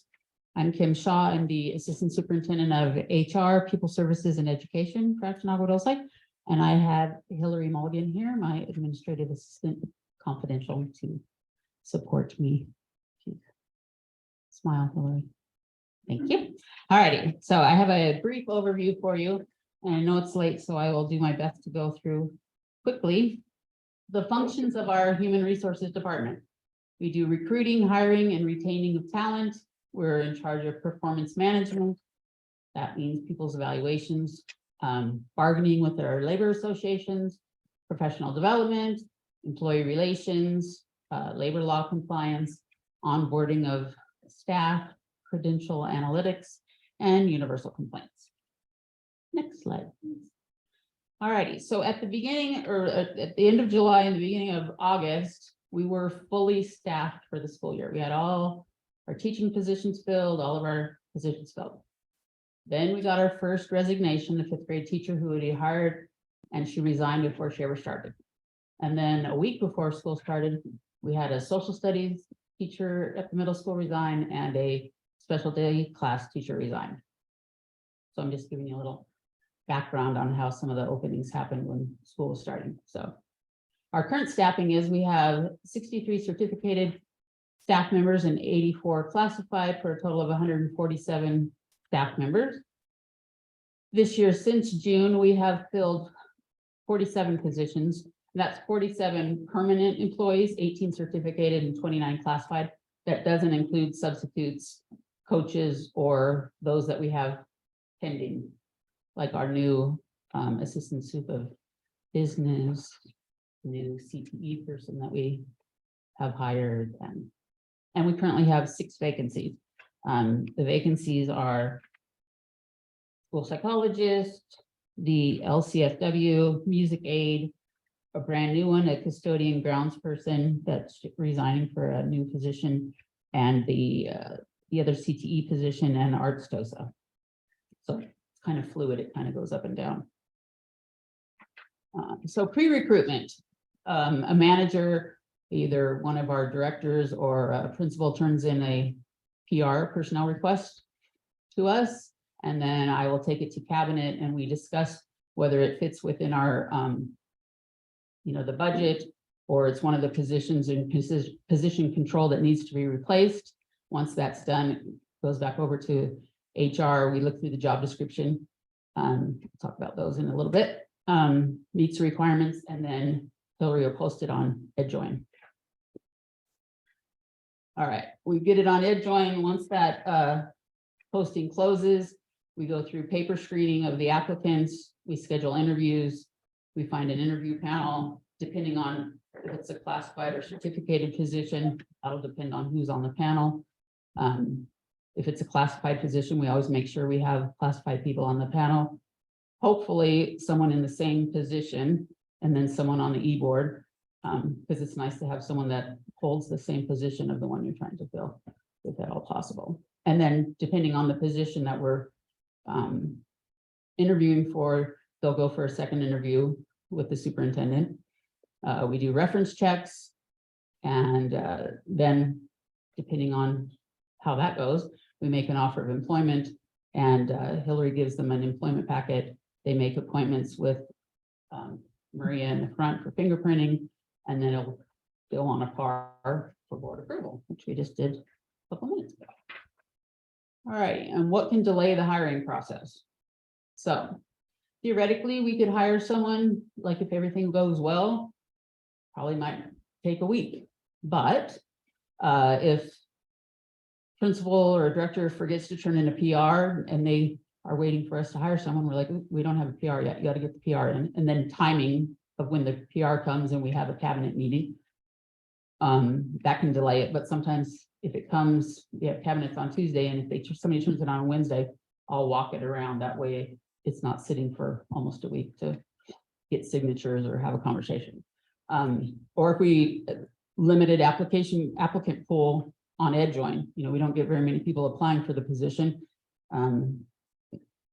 We don't hold interviews until we get a pool that is sufficient for the position that we're looking for.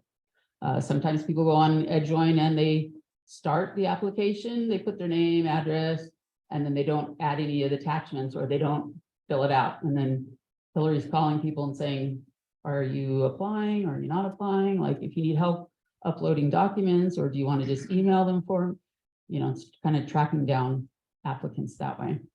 And then panel availability, depending on who, what the interview is or who's interviewing, who's going to be on the panel. So if we need a principal, we have to work around their schedule. If we need a director, we work around people's schedules. So sometimes it's hard to get those set up when the whole panel can be available. And then sometimes we've offered a position and the person isn't timely in returning their packet, and Hillary's kind of chasing them down to get everything turned in. Credentialing and licensing sometimes is an issue with CTC recently to get those things done. We've been waiting on someone for quite a while. So fingerprint delays, there can be an issue with, you know, background checks sometimes. So sometimes those take a while for us to get the clearance to move forward with them if we're waiting on the fingerprints. Unresponsive references, and sometimes we're calling reference checks and we play phone tag with the person or they're not calling back. And then we'll call the candidate and say, is there any way you can check with your reference to see if they can give us a call back, or do you have someone else you'd like us to call because we're not able to get a hold of this person or they're not calling us back. Recently, it's getting harder and harder if we want to hire a certificated person. Districts are not releasing people from their contracts. We currently are looking at someone for a position, but her district's not releasing her until they find someone to replace her in their district. So she's kind of on hold. And then we have candidates to take a position, go all the way through, get put on the par, get approved, and then they resign before they ever start the job. And then the board meeting schedule, depending on when the next board meeting is, once we get everything done, the cycle for the board meeting might not happen for a week or week and a half until they can get approved. All right, recruiting efforts. We've done both virtual and we're going to an in-person one in March for at LACO. We started the district supported induction program this year. So that's huge for recruiting efforts, because a lot of times when we're interviewing people at the end, you ask if they have questions and like, do you have an induction program? Because other districts around do, and we didn't. And so now that we do, that's a huge recruiting thing for us. We have contacted and we're continuing to contact different universities seeking prospective interns and graduates. We have 4 teachers that are on intern credentials with us right now. We have 1 through Cal State Northridge and 3 at UMass, but we have agreements with Concordia, Western Governors, and Pepperdine. And we're working with the Riverside, who's helping us with our induction program, with the to a bridge to intern program, which would support our classified employees if they so chose to become teachers, get into a program where they could, with our support, move from being a classified employee into a teaching position. All right, we have some goals. We have some lofty goals. So in an effort to recruit and retain, we want to plan to have like a local job fair just for us, you know, put something together where we could do it here in person or something. And then we also need to research additional post-COVID recruiting options, because recruiting has changed since COVID. Things are a little bit different, and EdJoin's really not just the way, and we know that. And we've done some virtual job fairs, but for the most part, the people are farther away, or what we've found so far are farther away from Acton. So we want to check into some other things that we could do. Support our staff, kind of goes along with what they were saying earlier, in optimizing the learning environment, you know, support our teachers and our classified and what that looks like. Developing protocols to support an environment that fosters, recognizes, and celebrates best practices. And as part of the MTSS team, we're working to coordinate that also. Implement measures to empower and respect staff voices when addressing staff needs. So surveys, asking people what, you know, what's working, what's not working. And then when we actually are making decisions, paying attention to what they've said to us. Continue to promote staff input and self-directed professional development. Like we have a Ludo, we've started a Ludo, which is self-directed, and then having our local, some of our own teachers and our own, and surveying teachers what they would like for professional development. And our classified staff, making it unique to what their needs are. And study and address disparities in retention outcomes. So when people are leaving, finding out the reasons why they're choosing to leave and not stay. And then goal B, we need to update and modernize the human resources website to increase access to available HR services, resources, and information. We want to make it user-friendly where people have access to forms, and like this year has really come, how do I say this? High Desert has had the need for maternity requests. It would be nice if there was a place where they knew where to go to find all the appropriate documents in one easy place. So I just say High Desert and maternity because it's just something that's come up this year a lot. So that's it. Apparently I'm done. No, anyway. So anyway, we just want to modernize things because, you know, you look at some other places, websites, and that's another thing that would be good for recruiting people is like, you know, younger people than myself are very tech savvy. They go to websites and they want to find a place that's easy, and I don't know. So, and ours is a little not as nice as we would like it to be.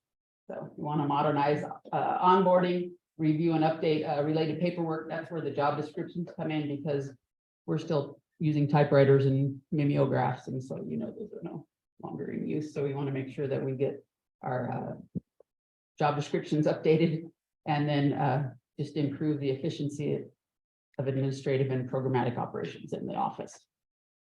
Now that's it. Those are all the positions that we've filled since school started. So. Okay, thank you. Thank you. Discussion, Tim? I have a couple of questions for you, Kim. So are you also the Title IX compliance officer for the district? Yes. Okay. Now, when we advertise on EdJoin, where it's an online traditional, it's kind of like the basics, and then you expand beyond that. Have we been incorporating taglines for coaching opportunities to go along with it, put it on the tagline with those teaching opportunities to incentivize some of these? Oh, I know how to coach. I can teach and coach. Have we considered putting taglines? Coaching opportunities may exist. We did last year, I think, when we had high school spots. Rather than separate them, saying coach, coach, coach. Well, then I want to coach, but do you have teaching? Well, no, we don't. But kind of bridging them together, always put a tagline. Well, you know, coaching opportunities may exist. What do you coach? Okay, baseball, softball, whatever. So because I emphasize that because for us to grow our programs and to help with the teaching is that gives them a little bit of incentive it's to our advantage to have a coach on campus. They get to know their athletes. It helps out with discipline and all the stuff that goes along with managing a site and growing. But then it gives them, well, there's another bit of a stipend that they'd be willing to kind of like draw them in. Some of these younger people that coach and teach. Yeah. Well, one of the people that you just approved for this evening, he wanted to be hired in December when we hired the other 5th grade teaching position, but his district would not let him out of his contract. So in the interim, he quit his job because he wanted to come here, and he's also a coach.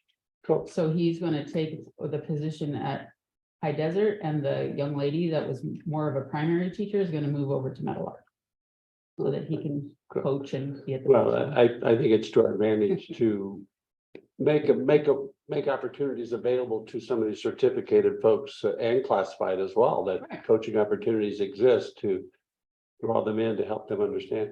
Okay. Now, when you say the principals have to generate a PR, but is the cabinet a source when they're developing at the leadership with the district leadership that the cabinet says, you know, we're going to be adding these programs, so the generation can come from the cabinet as well? And then in that case, does the principal generate the report for you, or does the cabinet say, we already had this? If it's a brand new Yeah, like position, if we're, it comes we're from expanding cabinet. programs in cabinet, you decide, oh, we're gonna add this to the high school, we're gonna add this to the middle school. Then the cabinet Then generates it. HR takes that cabinet direction and runs with If it. it's a replacement position, like someone No, resigns if a at their new- site, then they do it. If But a it's a cabinet replacement. does it if it's a brand new position. Okay, good, very good, thanks. That's all I have, thanks for your work. Mhm. Can we go to that first pre-recruitment slide? I just like to understand some of the terms a little bit better. So there we go, manager submits PR requests. So the term manager, that applies to principals or, Yeah, principals, directors, coordinators. Mhm. and the cabinet is consisted of what types of people? The superintendent and the 2 assistant superintendents. Okay, thank you. Mhm. And Ed Join, you said that looking at post-COVID recruitment options. Have you identified alternate resources that Ed Join, and is there a list of things that we're looking at, or? Well, that's one of our goals is to start looking for different things, which we have, which the virtual, and there's also a new thing that CDE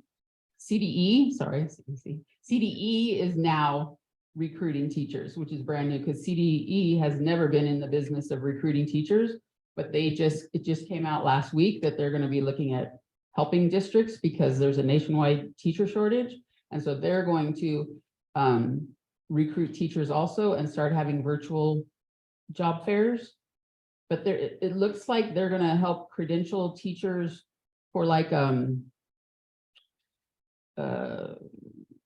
I don't want to say it's not Teach Across America, but some of those programs like the job fair, Job Corps, where they start off helping people with a degree become teachers.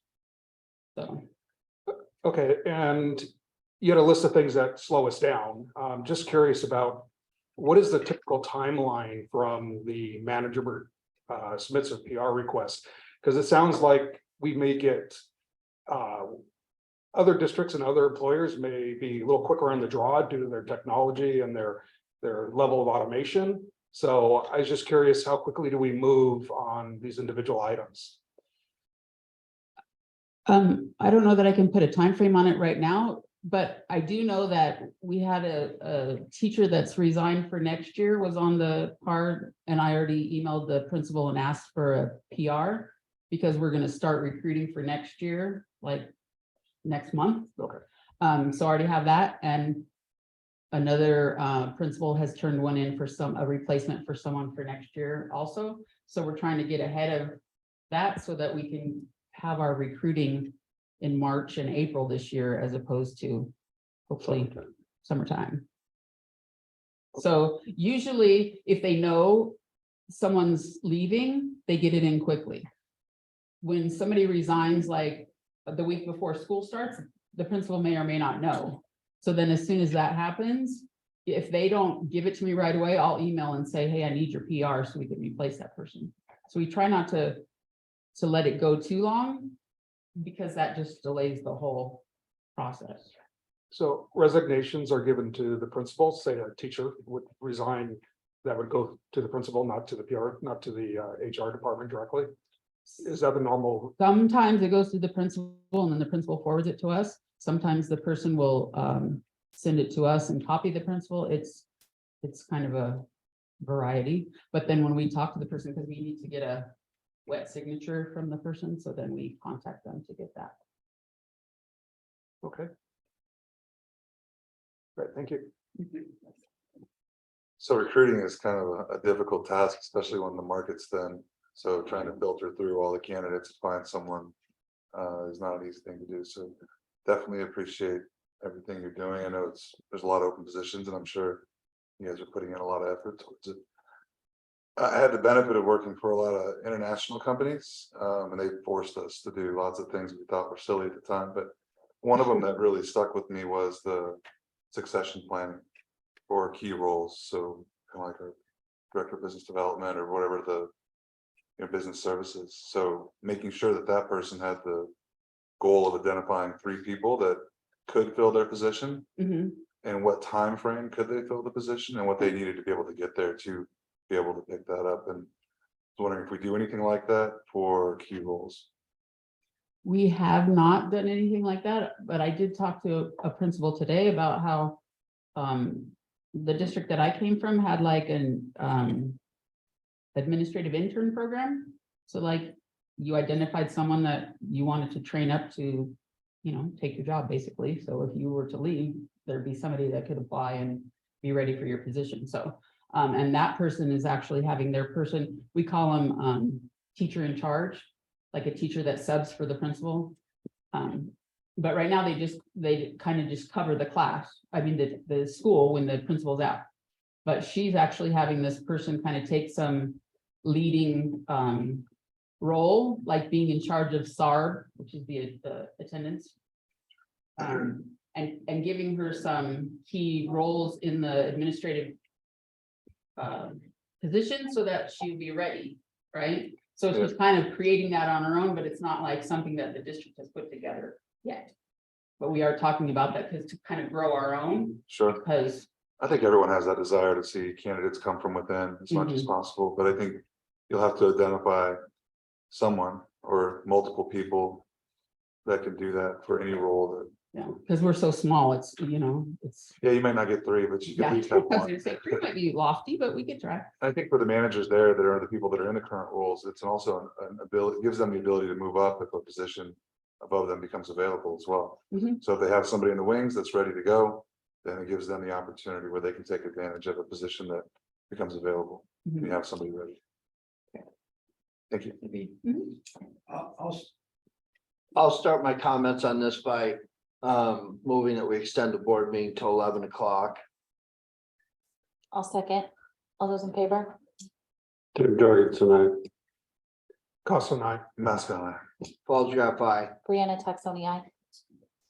Okay, so again, I keep referring to the Know Your District program. I think this is good to where we know who does what. People stop being villainized that way. How many people are on your team? Myself and Hillary. Okay, so how do I put this to you?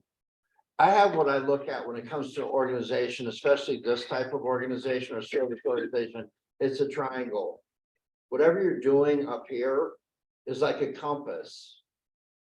Down here, you have policy and management. You have the people that run this, and then over here, you got budget and facilities. And when you have focuses that get disrupted there, it tilts this way or tilts this way, and education suffers, productivity suffers, all those kinds of things suffer. HR is a rough area because when you're small, it becomes very difficult for you to be the director of basically the educational effort in the district and also be the bad guy in HR. And so HR doesn't fit anywhere into my triangle at all. And it becomes very difficult, especially when you're small, to have these innovative things because then you like that person and you don't like me and all that garbage. What I'm most interested in is I hear this over and over everywhere I go.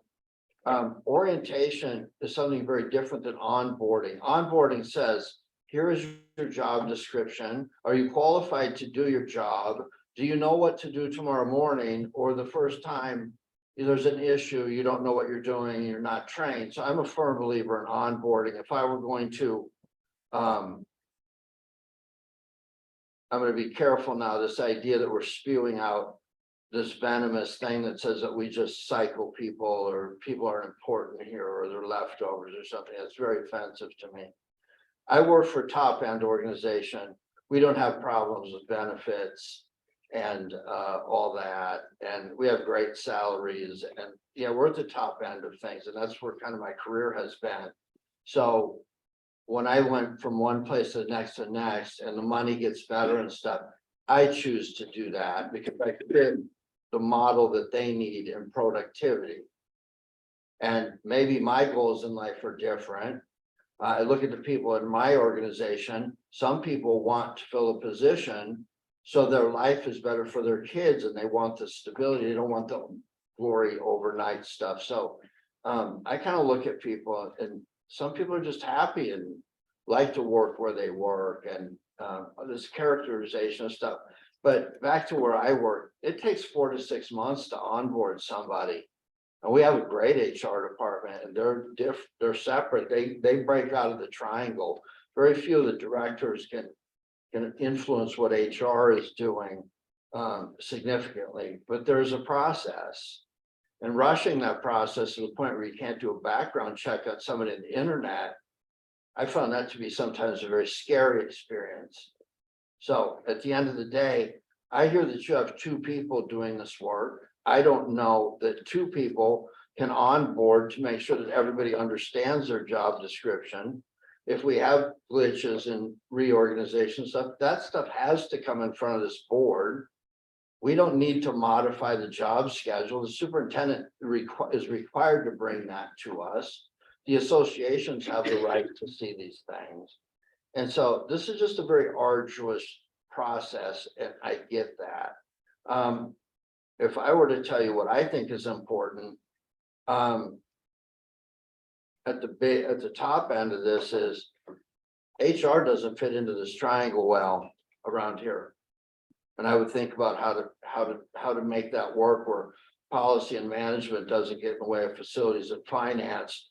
And the educational leader is leading education. That's why we're here.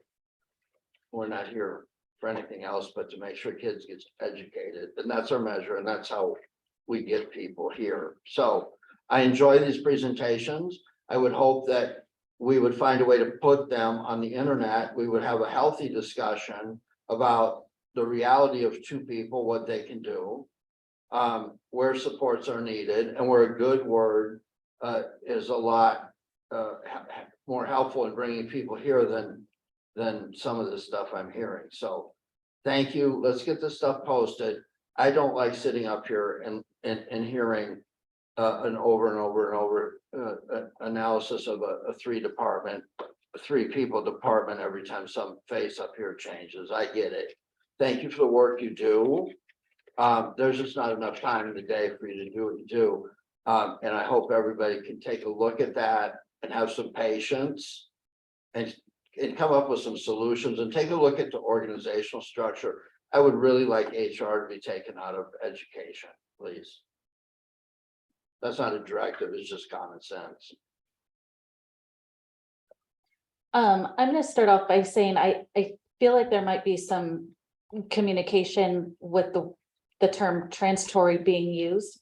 I think I heard it differently than everybody else heard it. When it was used tonight, I felt like it was, we are a transition school, not that we see our employees as anything less than absolutely amazing. I know the discussion that I have ever heard up here on the board and from the district office is that we have amazing employees that deserves to be celebrated across the board. So I don't feel like that word was used in a way that we think anything derogatory towards our employees, but that our district is seen from the outside and from employees, that employees come in, they get that resume kick, and they move on to people that pay a little bit higher. So I think that that's what I heard. I could be wrong, but I feel like that's the term that I heard tonight, not that we see our employees as less than. So I just wanted to clarify that's how I felt that term was used. Back to HR. Kim, thank you very much for putting this together. And Hillary, I'm sure you had a hand in it too. So thank you both very much for putting this presentation together. It will be posted somewhere that we can share and look back and. Yes, we did post the business presentation on our website under business services. We'll do the same for HR as well. Love it. The last thing is I love the goals. I think there's some that are attainable right away and some that are going to take a while. And I love goals like that because it gives you something to celebrate right now when you attain those easier ones and something to continue to work for. So thank you for putting a big long list of hefty goals up there. I would love to see updates on those goals when you're able to update your recruiting process and you're able to update website and all of the different things that you have goals to meet. And it doesn't have to be anything formal. We don't need a formal presentation. Just, hey, check out what HR is up to. This is what we were able to obtain, check. So just nothing, and that's not a directive. That's just something that I would love to see, even if it's just in a short email or in a superintendent's report. Hey, guess what we did? Check this out. Hey, did you look at our website? Anything like that. So that's all that I have about that. Moving on. Thank you, Kim. I appreciate it. Thank you. To 12A, first read Meadowlark School Safety Plan. Dr. Sakian. So for items, thank you, for items 12A, B, and C, updates to the annual safety plan is a requirement. It is to include procedures, if there's any legality in terms of any procedural changes to, let's say, shelter in place, earthquake, and the others, that type of language is updated within the plans formally. But most importantly, staff assignments, leads in, let's say, search and rescue, incident commander, reunification gate, what have you, that is updated as well as part of the annual safety plan. And then each safety plan is taken for review and approval to the school site council by the school principal for review and adoption there before it comes to the board. Thank you.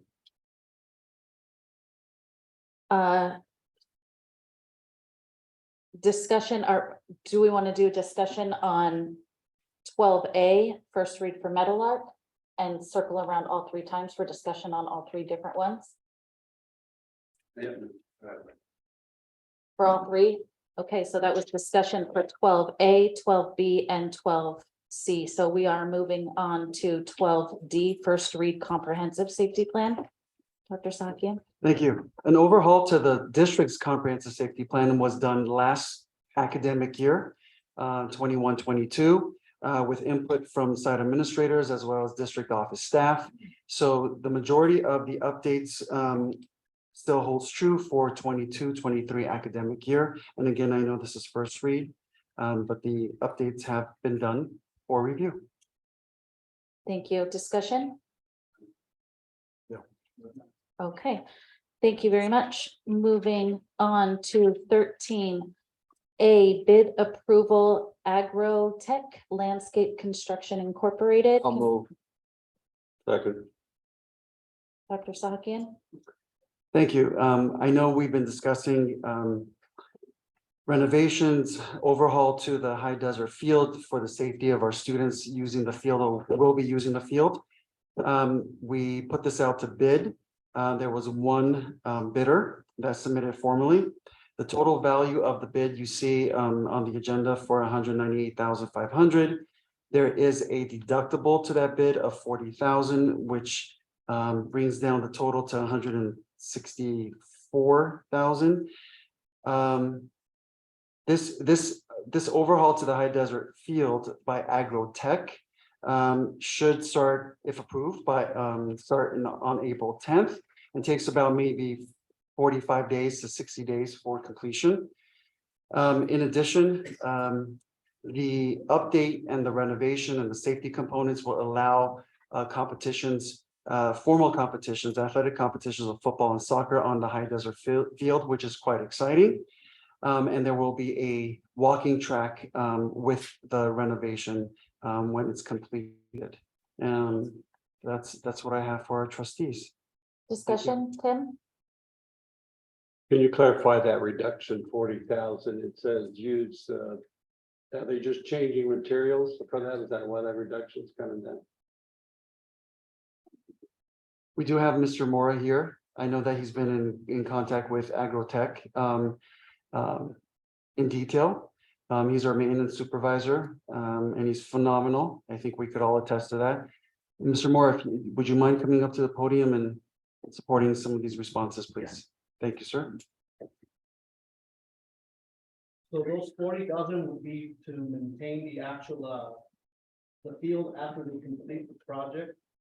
It's optional if we want to do it or not. Basically, after we complete the project. That's what it is.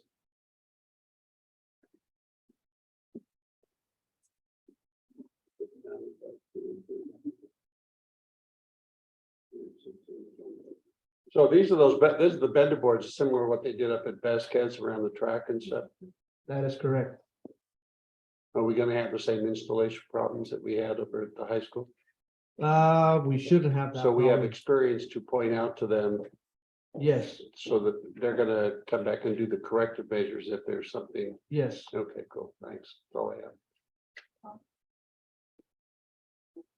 So the track is going to be a regulation track here at the middle school, or is it, you said walking track? It would be a walking track. Okay, so it won't be usable for track and field. No. Okay. And I'm just curious, I don't see any specification of what type of turf they're gonna use or anything like that on this. It would be hydro seeding Okay, because actual turf would cost a lot more money. okay, and the variation of seed or is, It would be basically all year round seed. It won't go dormant. It will Okay. be green winter and spring. and do we know what the lifespan of this is going to be? Because I have a little experience with lawns in Acton, just Basically, personally. as long as we fertilize it, it'll be the same as the Vasquez High School football Okay. field. We maintain it every year. Okay. All right, and then I see the gopher mesh, which is, Yes, Yeah, that's that's to where- protect the actual grass, yeah, so it looks make good. it safer for the students so they don't twist their ankles. And we only were able to get one company to bid on this? That's the only company that came in. Okay. You'll probably ask what the bid policies are on this, I'm sure, so Lester will ask about the bid policies. But I'm not wasn't gonna dig into it on this one, but my only question was the $40,000 deed, it showed as a deduct that changed from vendor board to a concrete border. Are we actually going to take that deduct or are we gonna? It's an optional deduct. We're gonna concrete, I think it's better to do than board. Concrete would be much more expensive. I mean, the price includes concrete and then there's a deduct if we decide to go vendor board. It was only. Correct. So you're planning on taking the deduct? Yes, And we'll be maintaining the field ourselves? yes. Awesome. I'm good. I'm good as the person that ran the parks and tire field system in Beverly Hills for 10 years. I'm good with you. Thank you. You're welcome. I think that field hasn't been redone since you and I were in junior high. Yes, that's true. The one question that I just wanted to clarify. It's not going to be a CIF track. Track. It is going to be a walking track. Correct. Just for clarification, for public clarification, what would it take and why are we not making it CIF certified or CIF? Great question. There's the physical labor of actually moving the actual turf and reconfiguring the entire field in order to make it a CIF track. To do that, the budget would probably increase by minimally triple of what we're seeing right now. And that would be a huge compromise to the district budget. And DSA approval as well. So it basically breaks down to we get this or we get nothing. Because Correct, we couldn't do the extras to make it certified. correct. Okay, thank you very much for the clarification. Thank you, Ernesto. You're welcome. Thank you, sir. Call for question. All those in favor? Jim Jorgensen. Austin, I. Mascot eye. Falls, you have I. Brianna Texoni, aye. 13B Cal Shape Plumbing Grant Agreement. I'll move. I'll second. Second. Dr. Sahakian. Thank you. At an earlier board meeting, the trustees approved the CalShape grant for the HVAC work for upgrading at our sites. This one will be for the plumbing upgrading at our sites. The amount that the grant is awarding the district through the California Energy Commission is listed as $114,320.69. Thank you. Discussion? None. The prices listed for the toilets and the ovens are installed? Or is the district got work to do? I'll defer that to Mr. Mora, the specific questions. Repeat that again, sorry. The dishwashers And the toilets, those prices quoted here are installed by professional labor, or is that us doing it? No, it's a professional labor. Okay, and it meets all DSA requirements and all that good stuff. Yes, All right, thank you. company will hire an actual company to do it the right way. Okay, that's how you get a $16,000 toilet. Thank you. Not quite that much, but I'm good. Call for question. All those in favor? Tim Jordan said yes. Costin, yes. Matt Scott, aye. Paul Giamatti. Brianna Texoni, aye. I like when I see grant come across. It's been happening a lot, so thank you very much. 13C Cal Shape Resolution 2022.23.04 Plumbing Grant. Can I get a motion? Is this a repeat? The first item is. Sorry, the first item is the resolution itself. The current item is the grant agreement. Perfect, I'll move. Second, Do you have anything to add to that? No, Discussion? None. Call for question. All those in favor? Tim Jordan tonight. Costin, aye. Matt Scott, aye. Paul Giamatti. Brianna Texoni, aye. 13D was removed from the agenda at the superintendent's request. 13E 2021-22 Annual District Report on Findings of Williams School Visits. Dr. Sahakian? LACO provided our district a letter late January commending the district for our collaboration with LACO in meeting the 2021-2022 Williams legislation mandates with no findings per the Williams mandate. Discussion? It is not. Hearing no discussion, moving on to 14A calendar. We have a regular board meeting on February 23rd, 2023, regular board meeting March 9th, 2023. Discussion? None. I will not be in attendance for the February 23rd board meeting. Just wanted to let you know I will not be here. Thank you. 15, future agenda items. We have district agreements generated by the district. We have charter bus overview. Discussion? Anybody have anything that they want to add to future agenda items?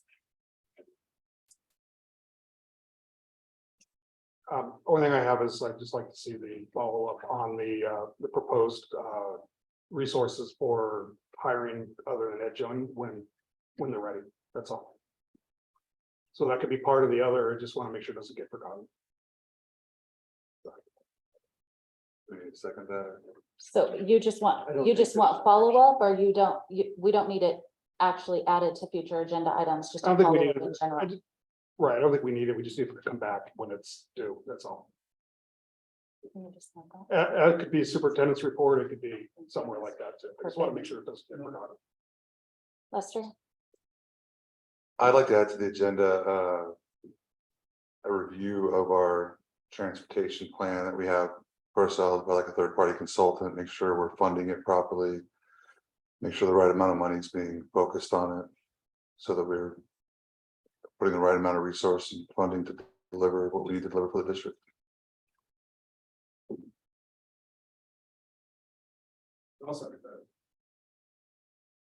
So that was a review of the transportation plan. Correct, yeah, just our budget, the department, the plan. Just to review how we're doing it. Okay, What so we're that was a spending on it. review, transportation plan and budget, seconded by Tom. Call for question, Tim? Costin, aye. Okay, before I do this, I really need to know what this means. Who's a third-party consultant?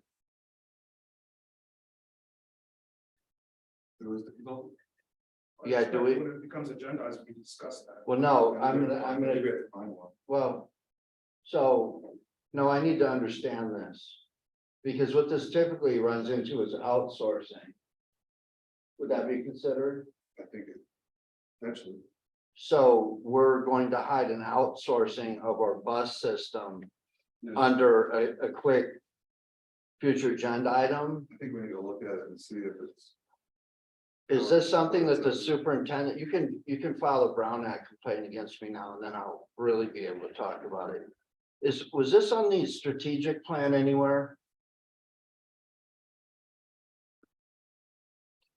The transportation that we were going to consider outsourcing transportation, and we were gonna have a third-party consultant come in to do an organizational efficiency review on our transportation department. I don't recall that being one of your recommendations.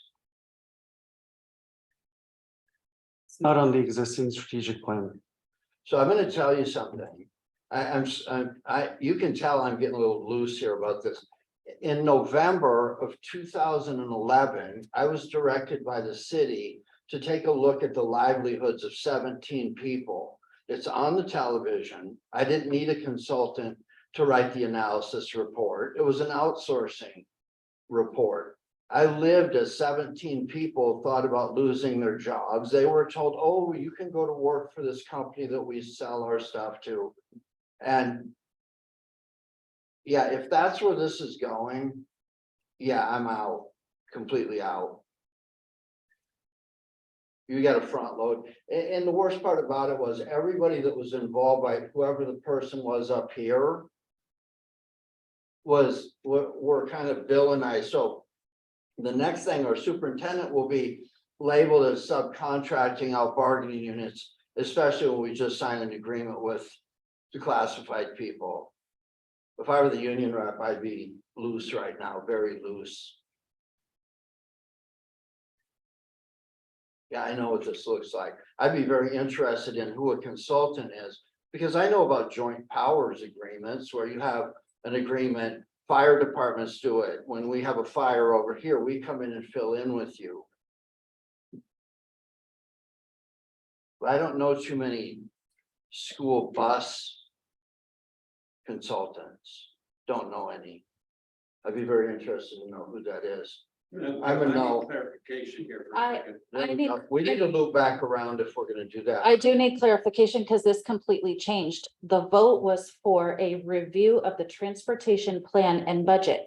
The vote was not for Services outside of the district. hiring Excuse me, consultants. what is the plan? Could someone produce that plan for me right now? Is there a district transportation plan? So Okay, that was, we're voting on the plan. Oh, So I get it. if I we're- don't have- If we're voting on something different, let's loop back around and we'll start at Tim because I am I'm still thoroughly talking. I confused. don't have a problem with the district's transportation plan.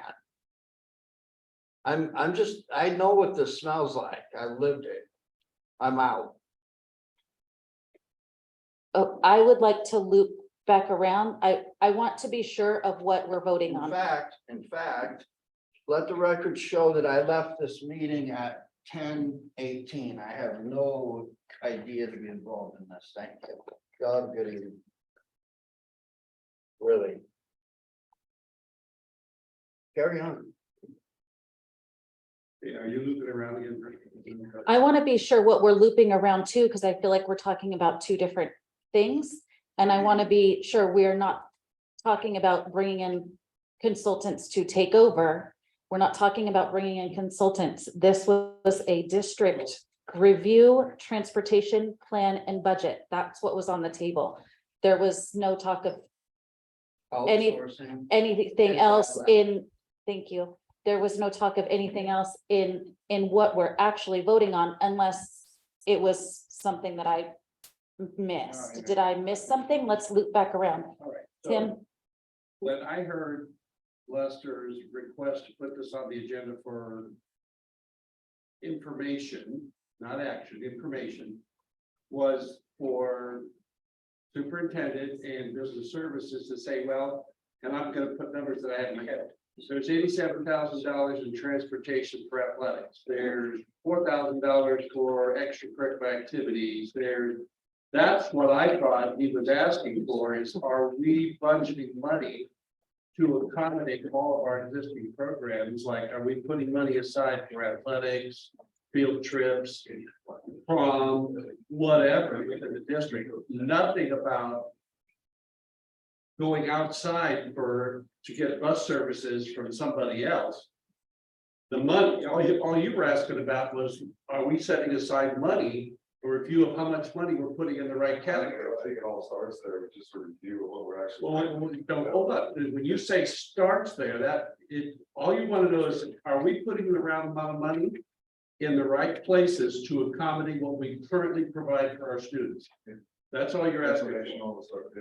To get you up to speed, say, well, we need to increase our athletic budget because that's not enough to cover our buses.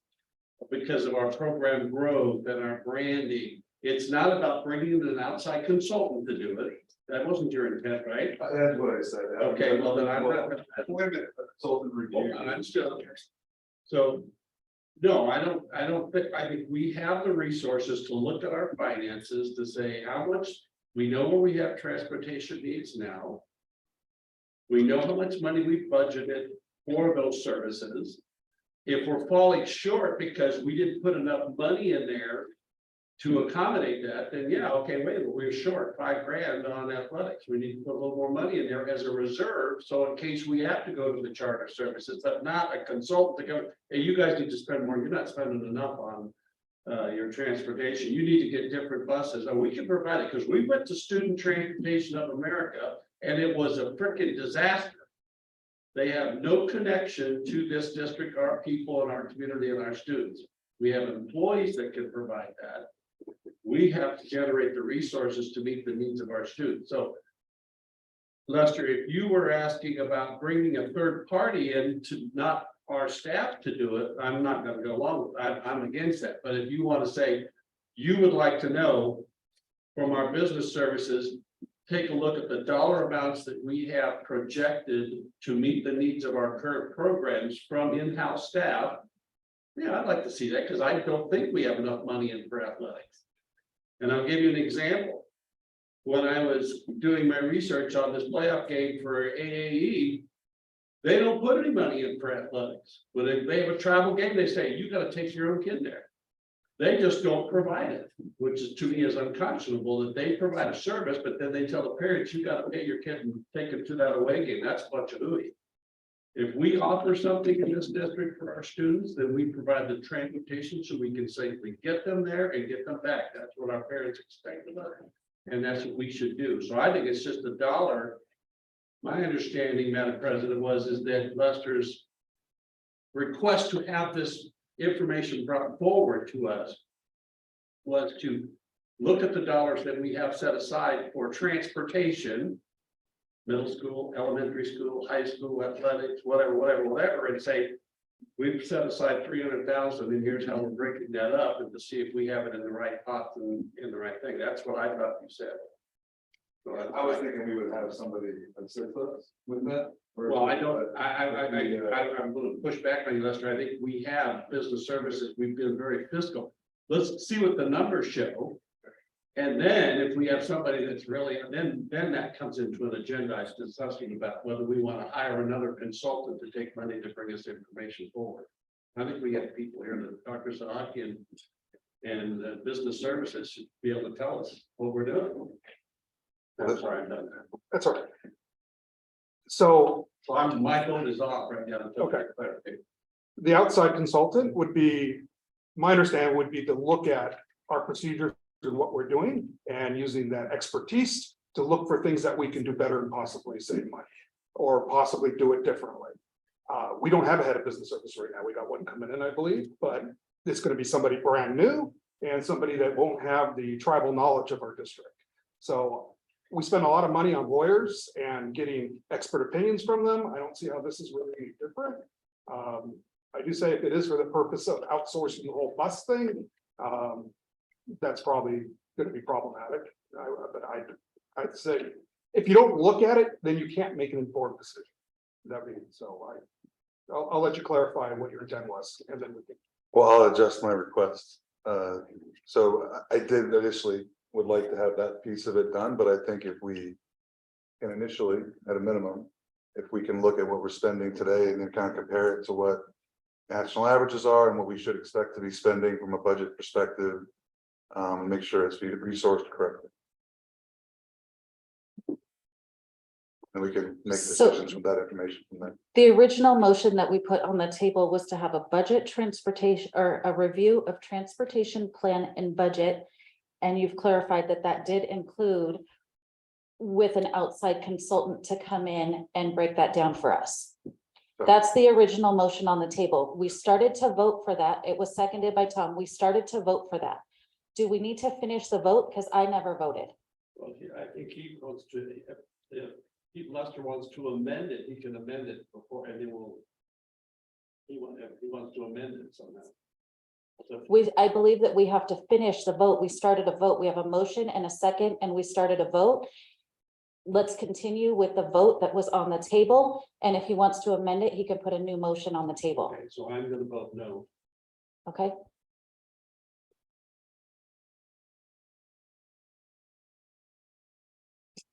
I still don't see what we'll let Lester amend it, so I'll vote no, and Lester bring a new motion. So I'll bring a new motion. You have to vote. You have to vote. Aye. Abstain? All right, abstain. You can vote aye if you want. Vote how you want. Aye. Thank you. Ken is absent. I'm gonna vote no. So the motion that's on the table now fails 1-3 with 1 absent. Okay, so now go back Future to agenda items. Future agenda items. Now we I can don't put a have new any. motion if you wish. I don't have any. I don't have I'd like to see a financial review done internally on our budget for the transportation, and if we have a transportation plan, maybe we can present that as well. And then, well, that's it. What we're spending per student, how it aligns with national averages, Don't et cetera. keep expanding it. Sorry, leave it. Your first one. Okay. All right, So the motion on the table is for an internal review of the transportation plan and budget. Yes. So now, this isn't actually where we have, we all come, it's like that Barbara and the Brown Act where we say we are in agreement to put this on the agenda. It just takes 2 people. It doesn't, we don't all have to do it, but we're in agreement that let's let Dr. Zahakian, the board president, can give the direction for, and this might take 2 or 3 meetings. It doesn't have to be done in the next meeting. It might be whatever it takes to give us accurate numbers so that we can see what, because we have budgeted money going on now. So we're covered. Let's see what's going and look forward to the budget and look at the numbers. So I think we're all. So we have somebody to second Do what and Lester wants. This is just putting it on the agenda. Yes. It doesn't make Commit. anything happen. It doesn't commit to any action. Yes. So when it does get on the agenda and we do have a robust discussion, then we can decide if we want to add action items to, we can move to create action at that point. So am I missing something there? Or is that should be the way this should roll? Well, it's just a report. It's not an action. It's a report. it's going to be a report. It won't be on an action item on the agenda. So we will add an internal review of transportation plan and budget to future agenda items. And if I may, I just want to say, we're new. We don't have the years of experience that others may have and that may have been through this many, many times. It's our responsibility. We're going to vote on these, on hiring bus drivers, on PAR reports, on the other thing, the register. I'm sorry, it's getting late. On the warrant register, and to do that and not say no or not say abstain, we need to have a good understanding of what we're voting for. So in my mind, it doesn't matter how many times that we need to hear this or how many new people ask for it. It's a necessity. Otherwise, you're not going to get any kind of consensus.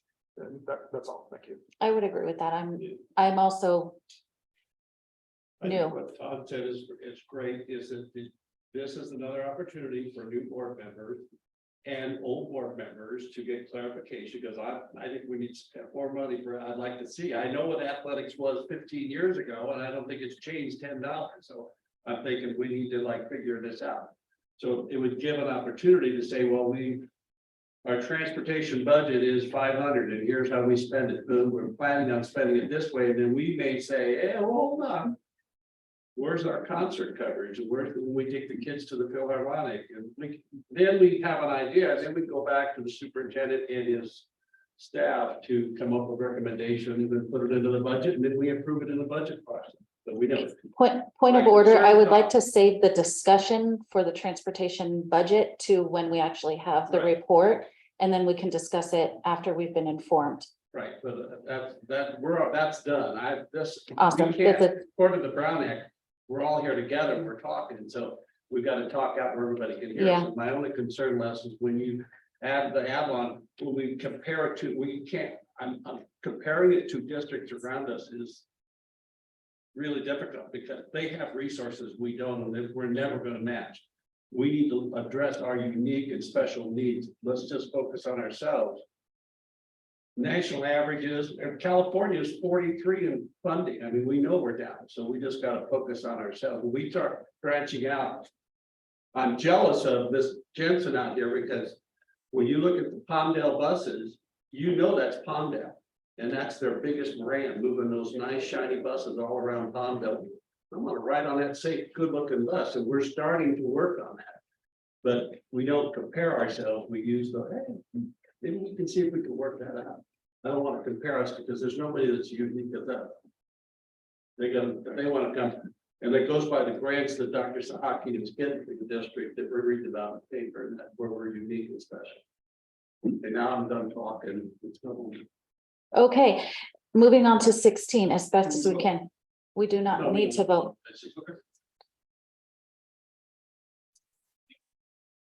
You're going to 16A adjournment. It's recommended that the board adjourn the meeting at 10:31 PM. Tim, motion.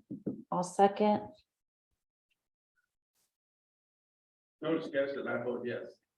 Yes. Yes. Ken is absent. Brianna Taxoni, yes. We are adjourned at 10:31 PM.